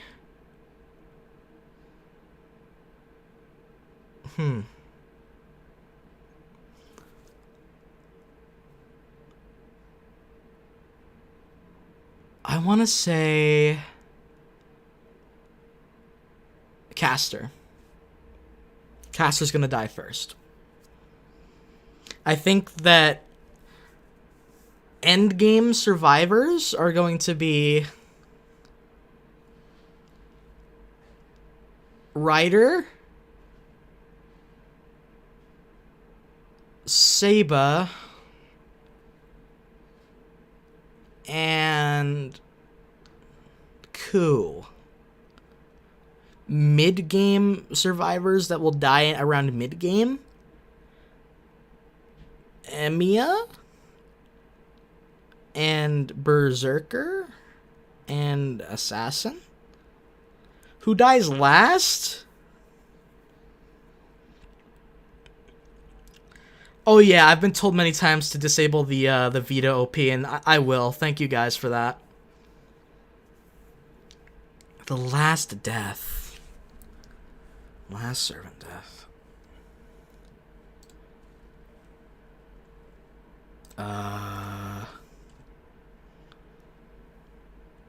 She does get one shot at every route, and it's sad. Main route boss in Fate was Berserker. UBW caster / Archer. Who do you think will be mid boss? Zoken. Zoken and a Gill combo. Gill's gonna have some relevance in the sense that he seems to have this weird relationship with Sakura. Not lewd or anything weird, but just there's some plotting he's doing, right? I think Zoken is gonna be a huge mid boss, as he's gonna finally show his presence and start manipulating his chess pieces. End game boss. Kirei. End of the game, end of the VN. Kirei. It's got to be Kirei. Let's see. I'm trying to see the other questions that I missed. His weapon for Heaven's Feel.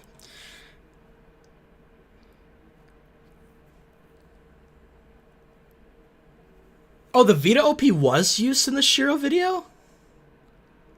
I don't even remember it, if I'm being honest with you.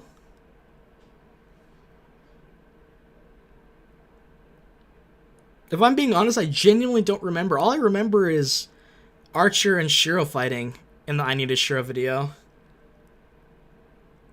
It was like 2 in the morning when I watched it with North, so it was pretty late.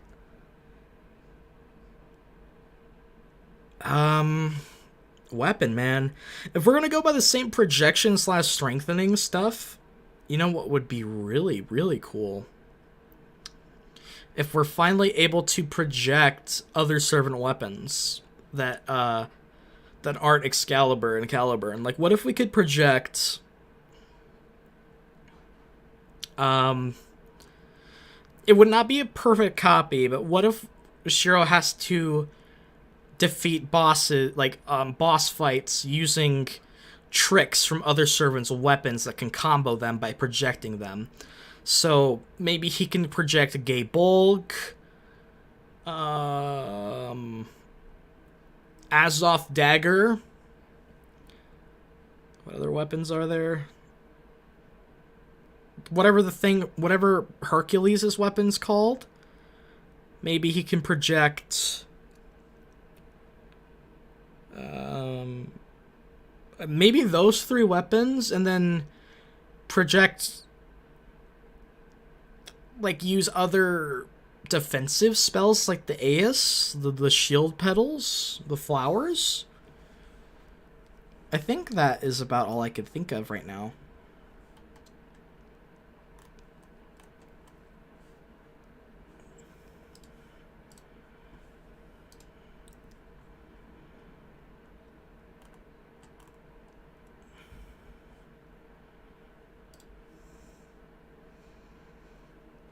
Any other questions and predictions to ask?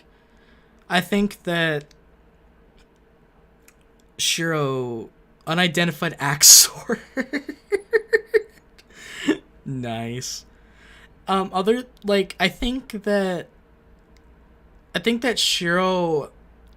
So Shiro's whole character arc for each route has been in Fate.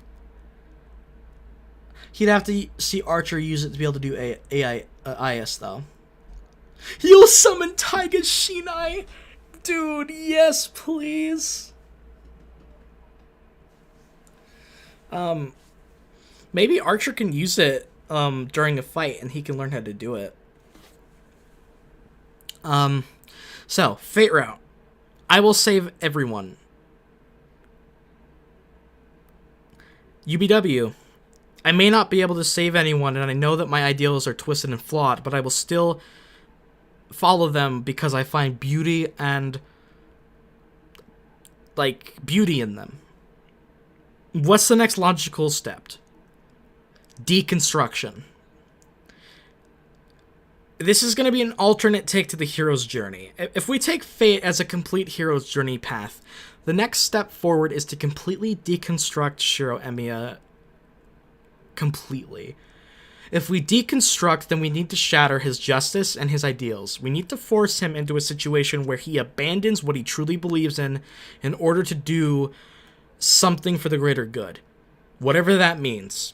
He's going to be forced into a position where his ideals no longer are enough to keep him tied to them. That's going to be the complete deconstruction of Shiro and elevate him to this next status. As I've said before, Shiro is a very reactionary character. He revolves around the story. The story doesn't revolve around him. Lots of things can change Shiro as a character. Shiro going full guts? Yeah, damn straight he is. And I think that's going to be lit. If I had to say what would serve as the catalyst for this, Sakura, Kotomine, and Zoken.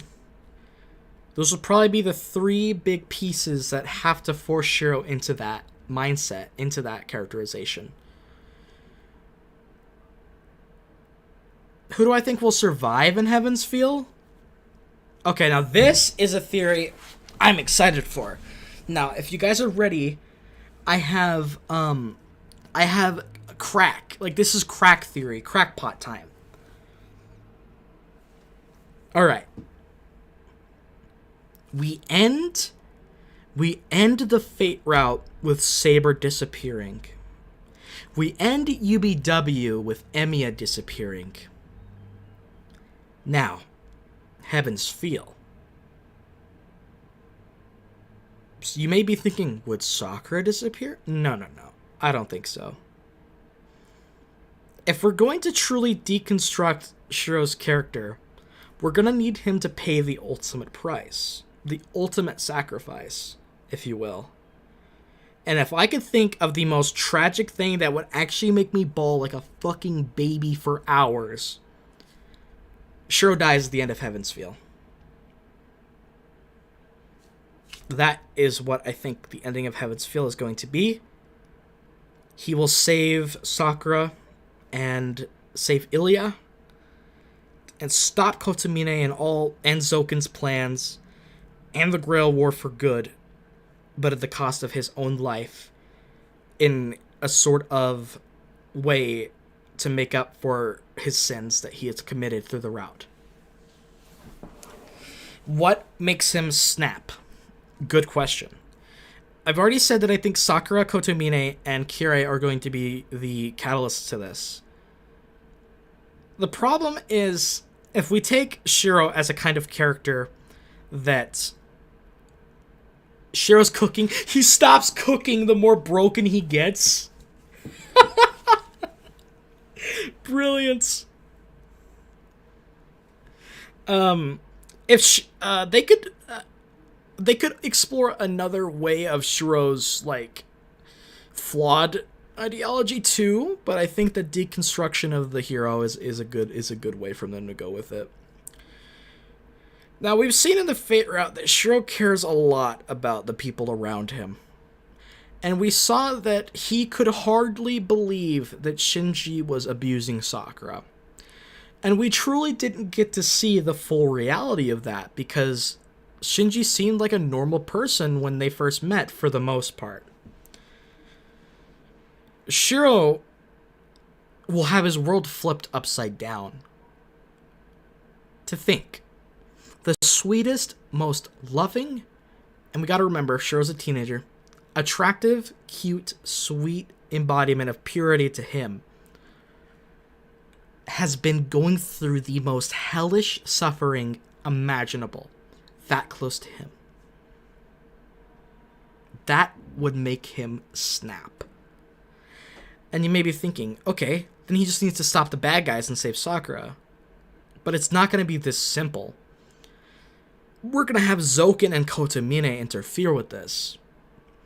We're going to have the servant deaths ramp up. We're going to have the dilemmas in terms of how the fuck they're going to get out of this situation ramped up to where Shiro's going to have to make some decisions that completely throw away his original sense of justice. And I think that that's how, in a way, that's how it'll go. That's about where my mind is headed. Anymore, I'd have to really sit and think some more.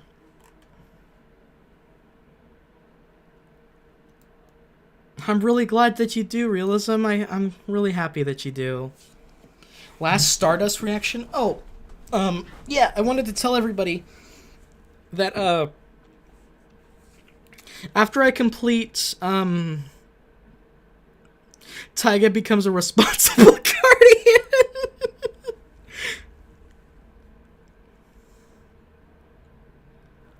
Ooh.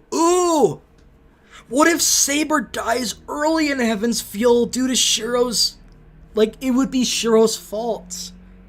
What if that... Oh my god. Saber dying early in Heaven's Feel? Then he would truly need to learn how to project other servants' weapons to win. Alright, we going crackpot, boys. Saber's dying early in Heaven's Feel.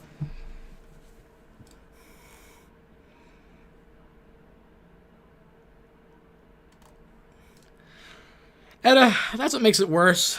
I've thought about that before, and I never want to think about it again. It's absolutely disturbing. It is really sad and fucked up. Gill's role. Gill has always been this surprise motherfucker character in UBW and Fate Route, the most with the Fate Route. So if we're going to have all the villains full frontal assault, then Gill needs to show up early in Heaven's Feel. He talked to Sakura, correct? I mean, I know I'm correct, but I'm just saying that. In the prologue or in the beginning of the game. Why would Gill do this?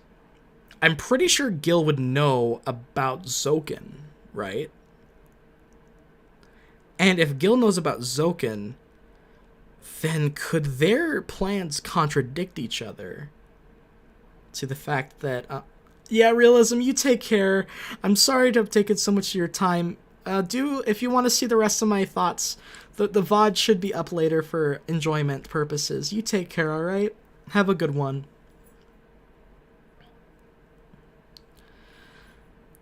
And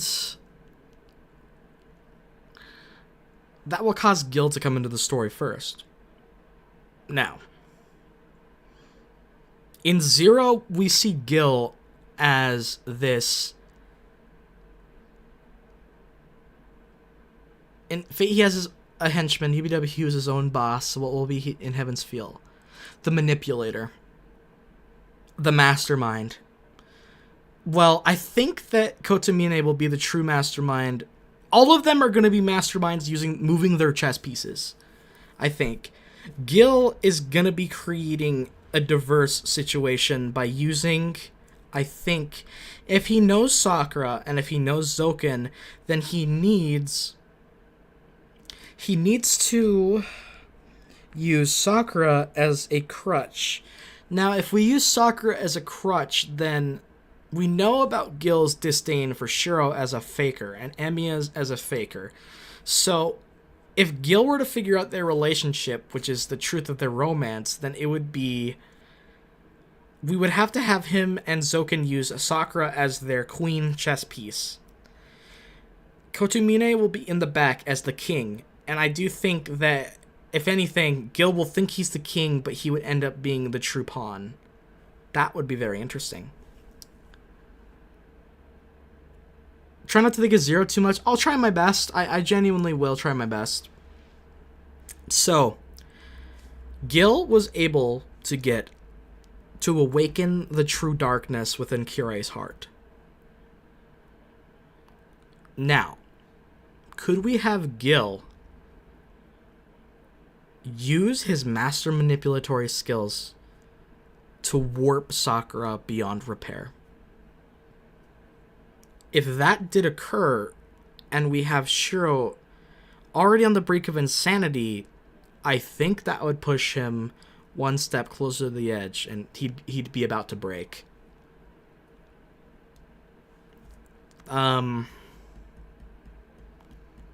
Why does Gill seem fascinated by Sakura? Let's see.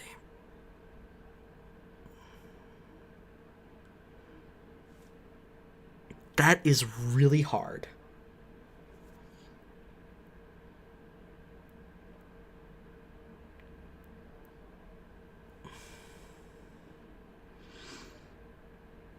I think in Zero it was stated that the reason that Gill has this fascination by Saber is because of them being like dreamers that will never give up despite not ever being able to attain their dream.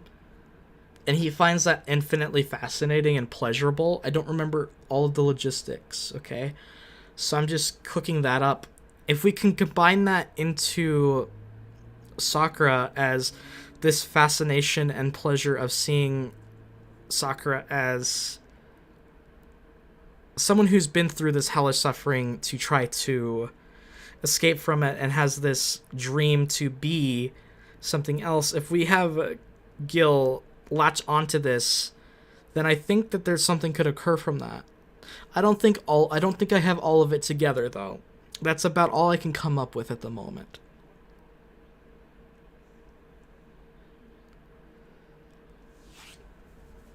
Oh man.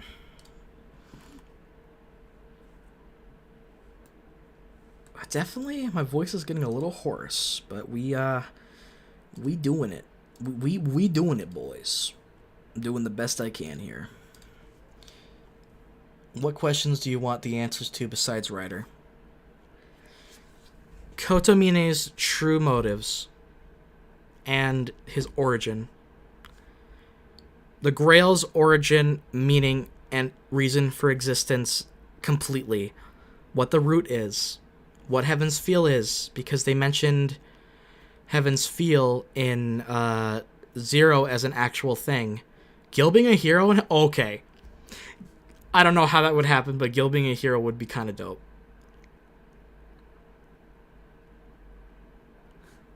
Then, I want answers to why Rin and Sakura are so estranged from each other and why they don't seem to connect. What the hell is Zoken's plan? Why has he been in the background so much? And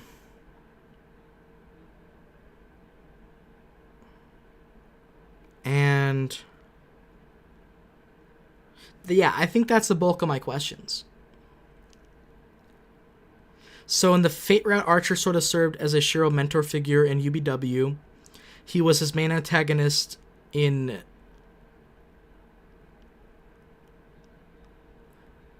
Oh, okay. So, in Heaven's Feel, what would Archer's relationship with him be? Let's think about it.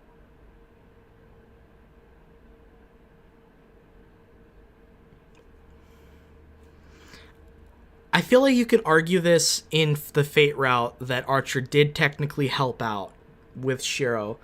Because, you know, Emiya could try to kill Shiro because it wasn't the time for it.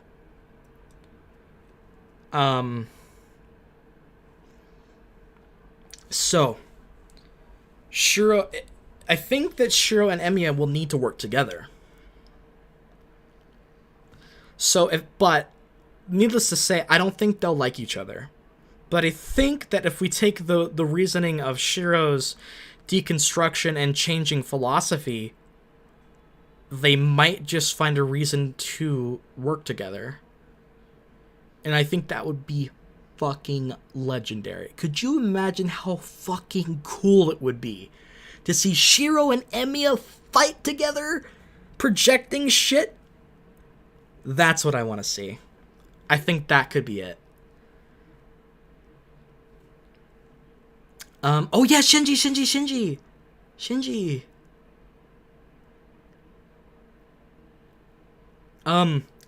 Shinji having Ryder pulls a dilemma. Archer falls in love with Shiro. That's the love interest of the route. Truly, that's based. Shinji is gonna be a bad problem because of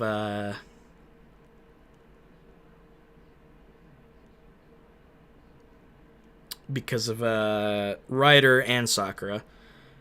I think Shinji will be just as scummy and try to be a third party by working together with whoever the fuck he can find. Given that I think Zoken will have a main presence, then I'm wondering how that's going to be affected. I don't see Shinji doing anything remotely good in Heavensfield.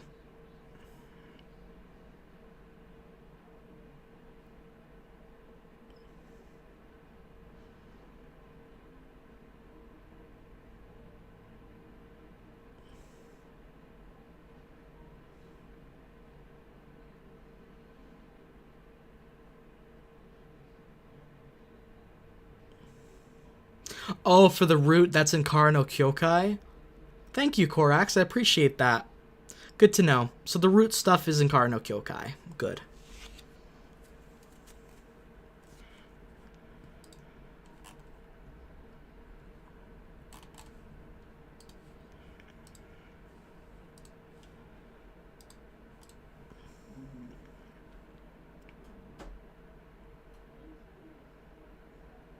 It shows just like if Archer projecting. Clever. That's one of my favorite jokes. I love it. That's amazing. Thank you for that, Edda. Truly, that was brilliant.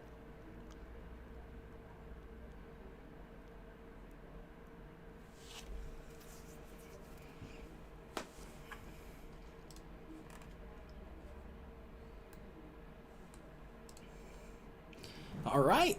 If you guys could think of any more, shoot them at me.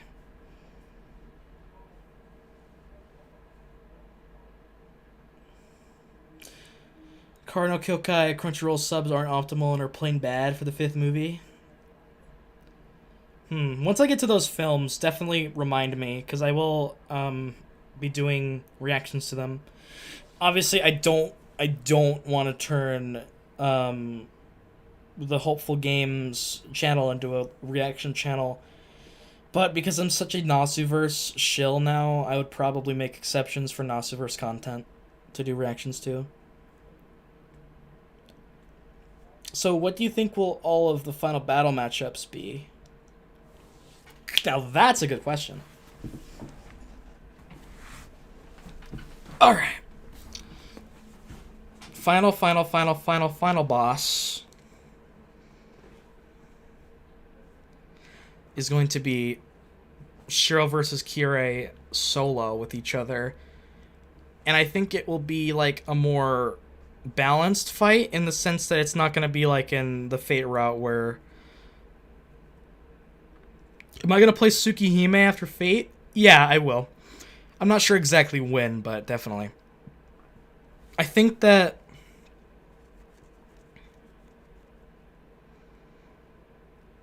Ryder versus Gill would be really cool. I think Ryder would need to fight either Gill or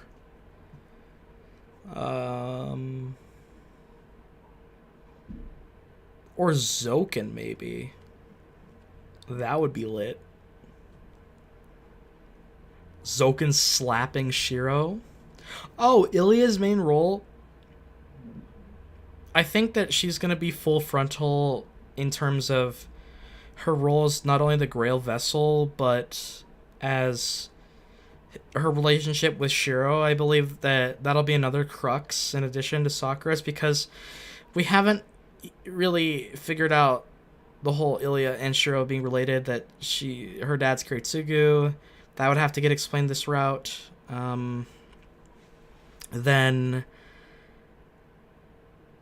yeah, I truly think everything with her being the Grail and lore about the Ainsburns and all of that, and her relationship with Shiro is the bulk of what will get explored, and that will be her part of the story in Ilya, as Ilya. Oh yeah, don't worry, Edda. Nasu's right after Stay Night.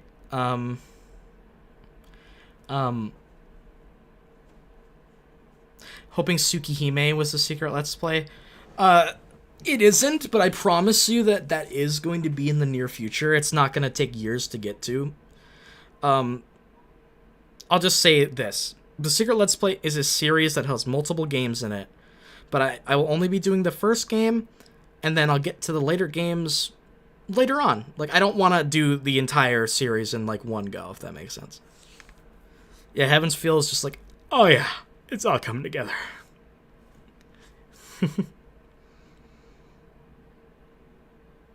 Ryder was gonna fight Berserker. That would have been dope. Even if it was scrapped, that would have been dope. Hollow has some Sukihime references. That's unfortunate.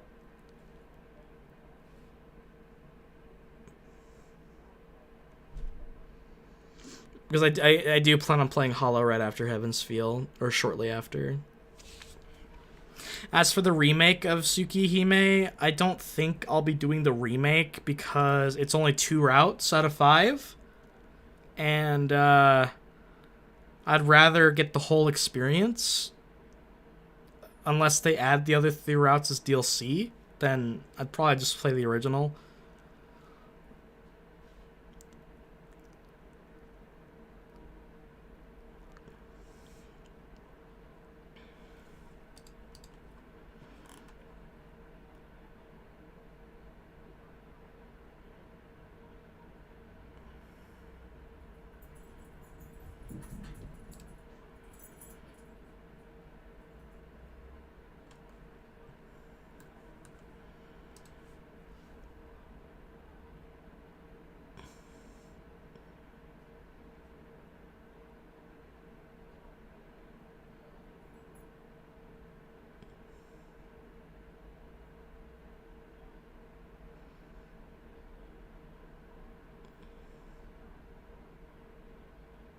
Oh, the tier list? That's just the tier list that I made for ranking the characters based on how much I like them as characters, how well written they are, and some of them have a bit of bias in terms of how much I like them as waifus.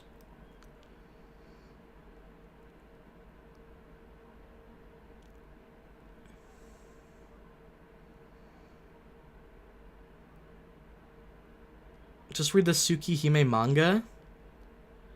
I kind of want to experience the VN though. Not gonna lie. Fun. I hate that I know what that is. Fuck me. God damn it. God fucking damn it. Oh no. Fun Bag Fantasy. If y'all ever need a fun time, just look that up. You'll have a good time. Well, there's some really weird shit, but just try to avoid that and you'll be good. The story's actually good in that series?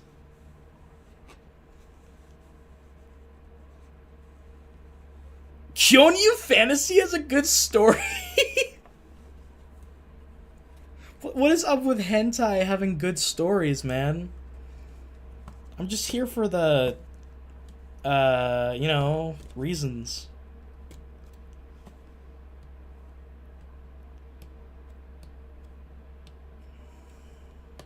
I don't count Fate as a hentai game because it wasn't even originally supposed to be hentai. Do I think of Shiro as a waifu? He has all the qualities of one. Dude, he's got a little bit of tsundere energy. He's a cook. Housewife energy. Fun bag with Saber. Sad bag. Oh. Haha. No bag. Does Saber have the smallest bust in Fate? No, that'd be Ilya. But if we don't count Ilya, is that Saber? Fate is an eroge, but I don't think Nasu ever really wanted to write those scenes, so... And they're really barely important. I hear Heaven's Feel is a little bit important, but yeah, I digress. A lot of people wanted me to check out Tales of Grisaya and a couple of other series that are eroges, but have amazing stories. I agree with you, Kyle. Oh yeah, Gyro, Issei is in mid-S for me, it's just that he's not on this tier list. And I haven't started Heaven's Feel. I'll be recording it very, very soon. Probably tomorrow. Or Wednesday, honestly. Wait, she's actually A cup? Oh, the fan art really turns that up to 11, don't they?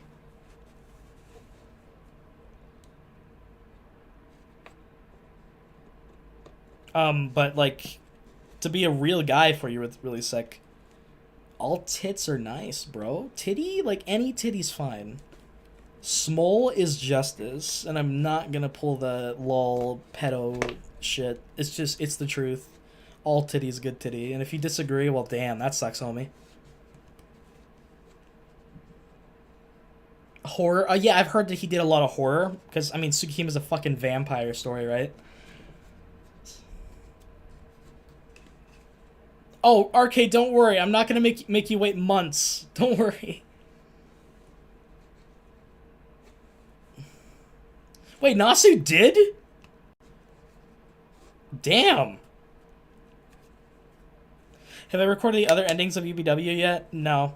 That's what I'm gonna do tonight after I give my voice a rest. I'm gonna take a few hours to just not talk for a while, and then I'm gonna do it later. So you can expect that soon, and then Heaven's Feel, like, probably the day after that, really. And don't worry, you guys are not gonna have to wait months again. That mostly happened because the channel got deleted, and then I had lack of motivation, depression happened, and, you know. Emiya has a bigger bust than Ryder. Yeah, that makes sense, dude. My man's jacked. Have you seen his chest? Shit, dog. I can see it. I mean, Ryder do be thick, though.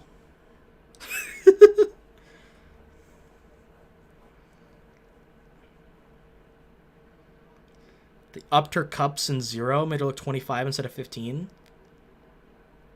That's weird, dude. That's really weird.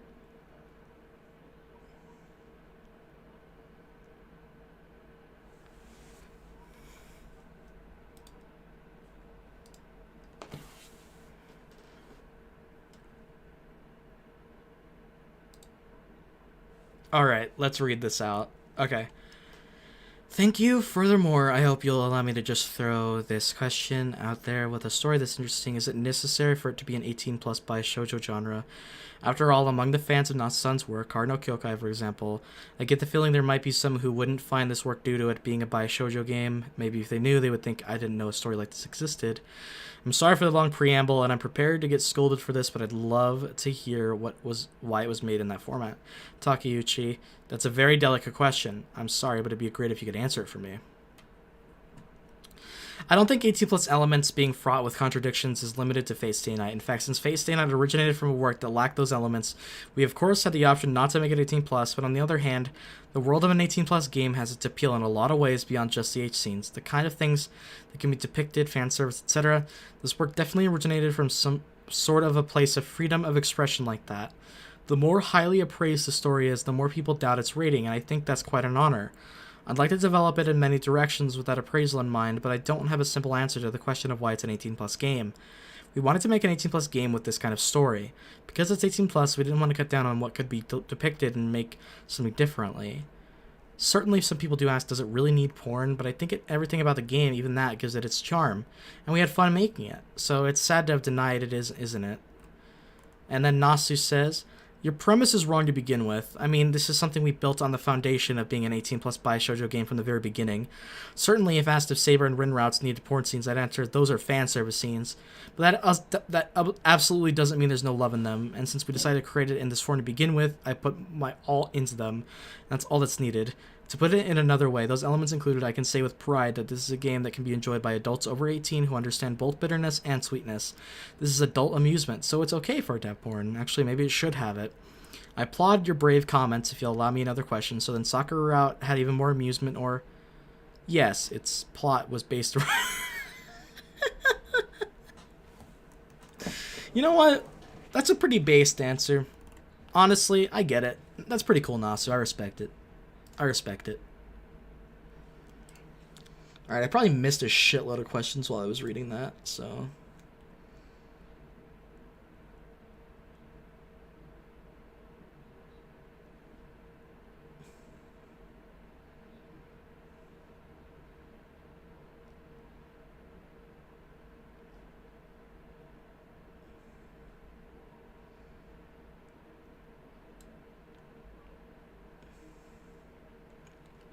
Oh yeah, Kyle, I agree with you. Sex is such a weird fucking subject, dude. It's just, on one hand, it has become more normal in our society. In terms of Japan, I do think it has always been more accepted and hasn't been as like immaturely seen by most people. That's just how different their culture is. Do you think that in terms of like hentai, eroge, pornography, and all that stuff, I do think it's become very inflated and bloated in the media today? I feel like sex gets too glamorized, if I'm being honest with you, but that's just my opinion. But I do think people need to chill the fuck out and actually be mature about sex being a real thing, and that it isn't always about lust. Lust is a part of it, right? We're only human. We are biologically wired to feel those feelings because that's how we are made. That's where we're primates at fucking a biological level, you know? And I hate such blatant immaturity from so-called professed degenerates. Also, as I've tried to say in the Let's Play, sex as a thing is really, really meaningful when two people are in love with each other. People see it as only just a tool to procreate or a tool to have fun and feel good. But when you have a spiritual and loving bond with another person, it means so much more. It is a profound and beautiful experience that may be seen as lewd or disgusting or weird or whatever, but that's just how it is. I speak from experience because when you love someone, it's beautiful. You don't see it as this lustrous act or this I need to make a baby right now act. It's nice. I get it. A piece of media can have more brutal depiction of violence and no one bats an eye, but the moment you have something slightly sexual, it's immediately frowned upon. Absolutely correct. Blade Hero, you are correct and right. Also, something that is very hard to handle is the fact that a lot of Japanese stories are set in high school, and high schools are minors, 16 and 17. The problem is people call those stories like pedophilic stories, despite the fact that teenagers, especially now more than ever, are just as fucking horny and fucking intensely homie. Do you have any idea how easy it is to get contraception anymore? Like, dude, it's such a regular thing and it deserves to be talked about. Should it be exploited in a like a lol that's an underage character ha ha ha way? Nah, that's a bit weird, homie. But you get it.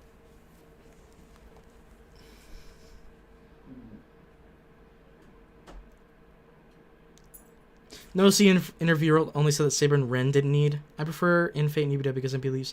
Yeah, they do have feelings for each other, so I do think that there's meaning for it. The only scene in that I really have total distaste for is the threesome with Ren and Saber. I think that scene was garbage. Like, I don't think there's any merit to it, but it is clearly fan service, obviously. So I just don't care. Oh yeah, dude, you can show some of the most brutal graphic shit, but the moment you show a nipple, that's when it's not okay. Japan being a mountainous country has a lot of minors. I really need a drum set to play dum. It would be a febophile and exploring sex during an age where puberty and sexuality is coming to person's life. Yeah, exactly. I agree with you. In terms of the technical way for it, yes, that is technical. Unfortunately, whenever you try to use a technical term for it, people just call you a pedo anyway, because it's fucking, people are really sensitive nowadays. Exactly. It's 16 almost everywhere in the world. People need to chill the fuck out. Teenagers, and most of the time, it's never a 25-year-old with a 16-year-old. Those are usually hentai that do that, and that is... Real porn does that anyway. Like, it's a huge problem. Like, I really don't give a shit because it isn't real. If it's not real, I don't fucking care. But that's just me.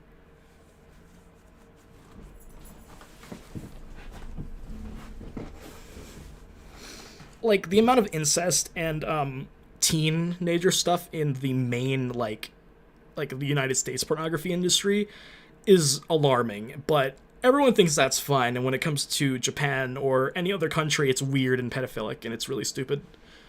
Anyway, it's all just fantasy that someone made for whatever reason, and honestly, the industry is fucked. There definitely needs to be more maintenance on the industry, but I could not give less of a shit, especially for the fictional stuff that's just drawn by some dude in his house. Oh yeah, Ilya would've. I think that Fate would be a harsher thing to love, because people would be so upset if Ilya had 8 scenes, especially in 2022. Rin realizing she's kind of fruity.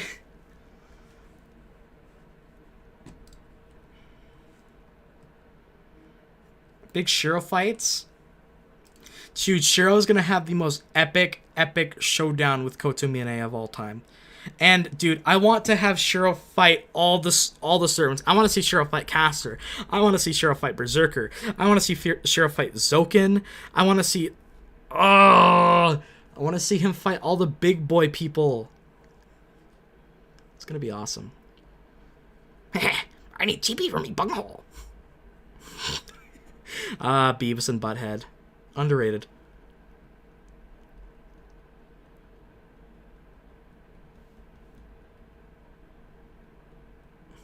You know what's hilarious is that Ilya is legal, technically.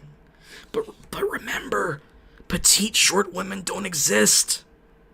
Petite women with small boobs are all children. It's impossible for them to exist, especially in a country where most of the women have smaller proportions and are shorter than average of everywhere else in the world.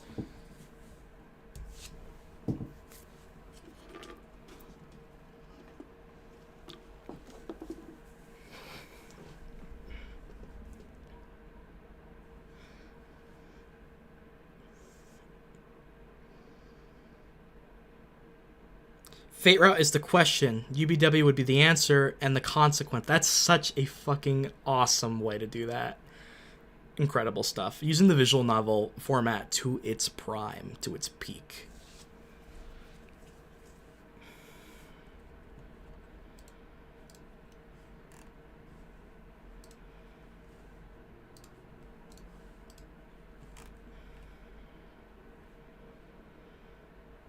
Alrighty. My voice is getting extremely tired, so I'll probably stay for another 20-25 minutes. So if you guys can think of anything else, drop them as fast as you can. I've had a lot of fun, though. I hope everyone's enjoyed this and is looking forward to Heaven's Feel. So, all that good stuff. Ugh.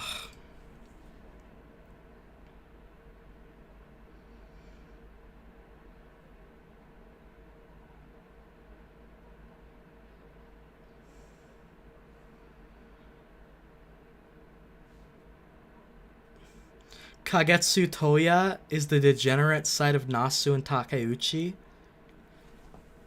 The fuck is that? Kagetsu Toya. It's a fan disc meta sequel to Sukihime. Okay. That is indeed... Dude, what? That's just media.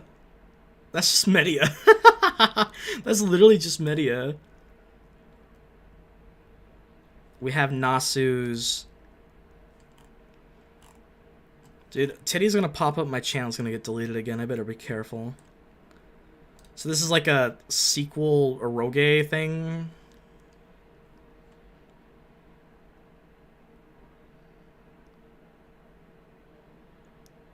Exactly, Kyle. It uses the medium in some of the most profound ways possible, and it's one of the most innovative in terms of when it came out. It was a pioneer of visual novels. We would not have, I don't think, such amazing usage, like in Steins Gate, for example, if not for Stay Night. Stay Night was a pioneer in VN creation.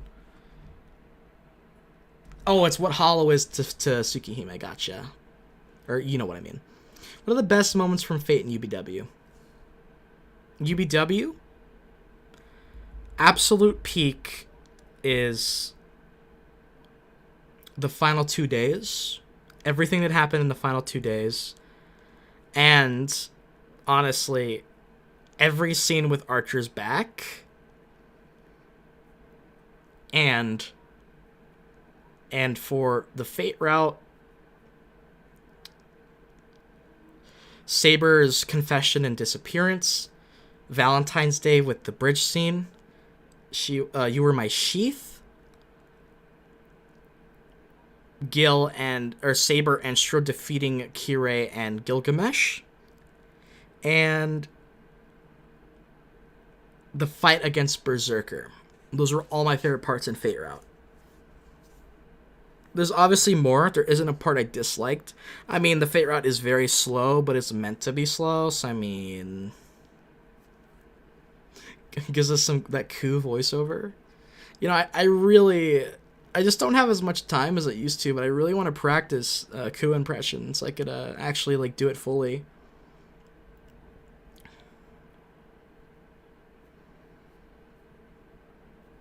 Yeah, Nasu likes to do a lot of meta stuff, so it makes sense that it's meta.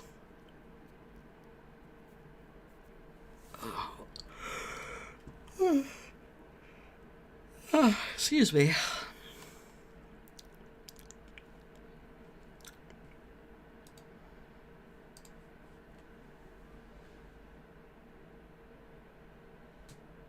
Oh, thanks, Kyle. I really appreciate that. I said I would stay just a little bit longer for any lingering questions, though. Oh, I forgot to mention the basement stuff. Thank you, TJ. That is... yeah, basement is included with that. I don't know how I could forget that magnificent scene. Nasu has a lot of sisters. I mean... huh.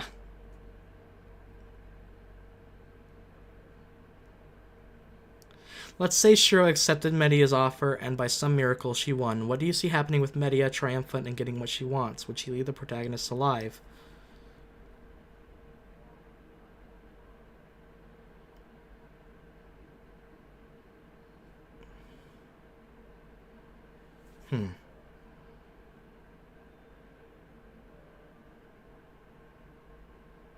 I do think that she would keep Shiro and Ren alive, but only for amusement purposes and the fact that she's won, she succeeded. Media does have that little bit of arrogance in her that she would just be like, I've won, you're not a threat to me anymore, it's fine, I don't give a shit, you're just mere entertainment to me still. She would still continue her relationship with Kuzuki, and I believe that she would still need to do fucked up shit to maintain her form in the real world, but she would definitely not purposefully go out to do fucked shit anymore. I do think it would be just a normal housewife aesthetic for her and Kuzuki.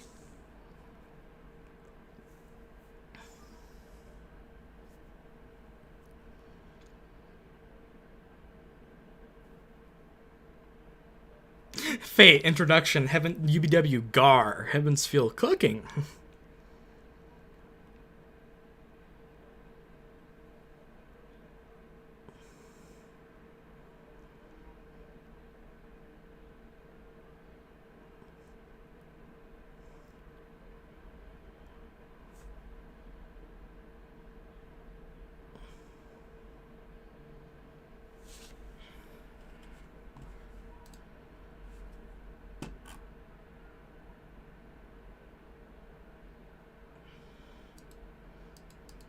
Ah.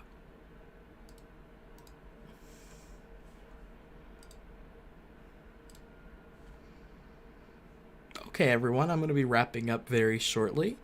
If you have any recommendations, please put them down, like for games you want me to do in the future, any personal questions that don't relate to Fate, and any final stuff, pop them in there. I would stream as long as I could, but I genuinely want to go take a nap. Work kicked my ass today.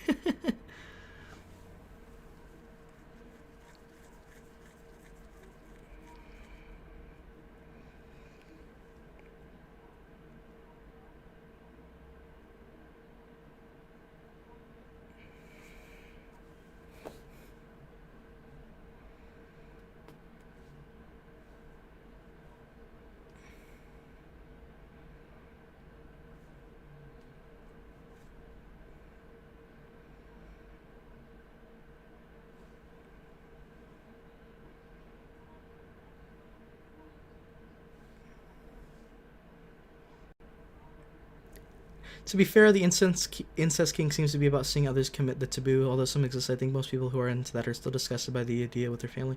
Absolutely, Twiska. Just like with most fantasies, I don't want to get into the ones, but a lot of really, really fucked up fantasies exist. But for most of those people, they're things that they never would want to happen in real life or to happen to them necessarily. It's just pure escapism. It's a fantasy, just in the same way that playing Doom is you're a badass that kills a shitload of demons. Who in the fuck in the right mind thinks they could do that? Or when you play GTA, you just have fun and commit mass destruction because it's fun, but you're not going to do that in real life, you know, unless you're an actual psychopath, sociopath. Then it's like those people exist, just you just got to deal with it at that point. Take care, Neo City. TJ, I hope you have a good one. She's a key. You should get some sleep, by the way. Edda, thank you for showing up as well. Thanks for all the great questions, Twiska. You always provide some fantastic ones. This was definitely a fun time. I really hope you all are looking forward to Heavensfeel and future content, and I hope you enjoyed. I'll stay for a couple more minutes just in case there's some messages y'all haven't sent yet.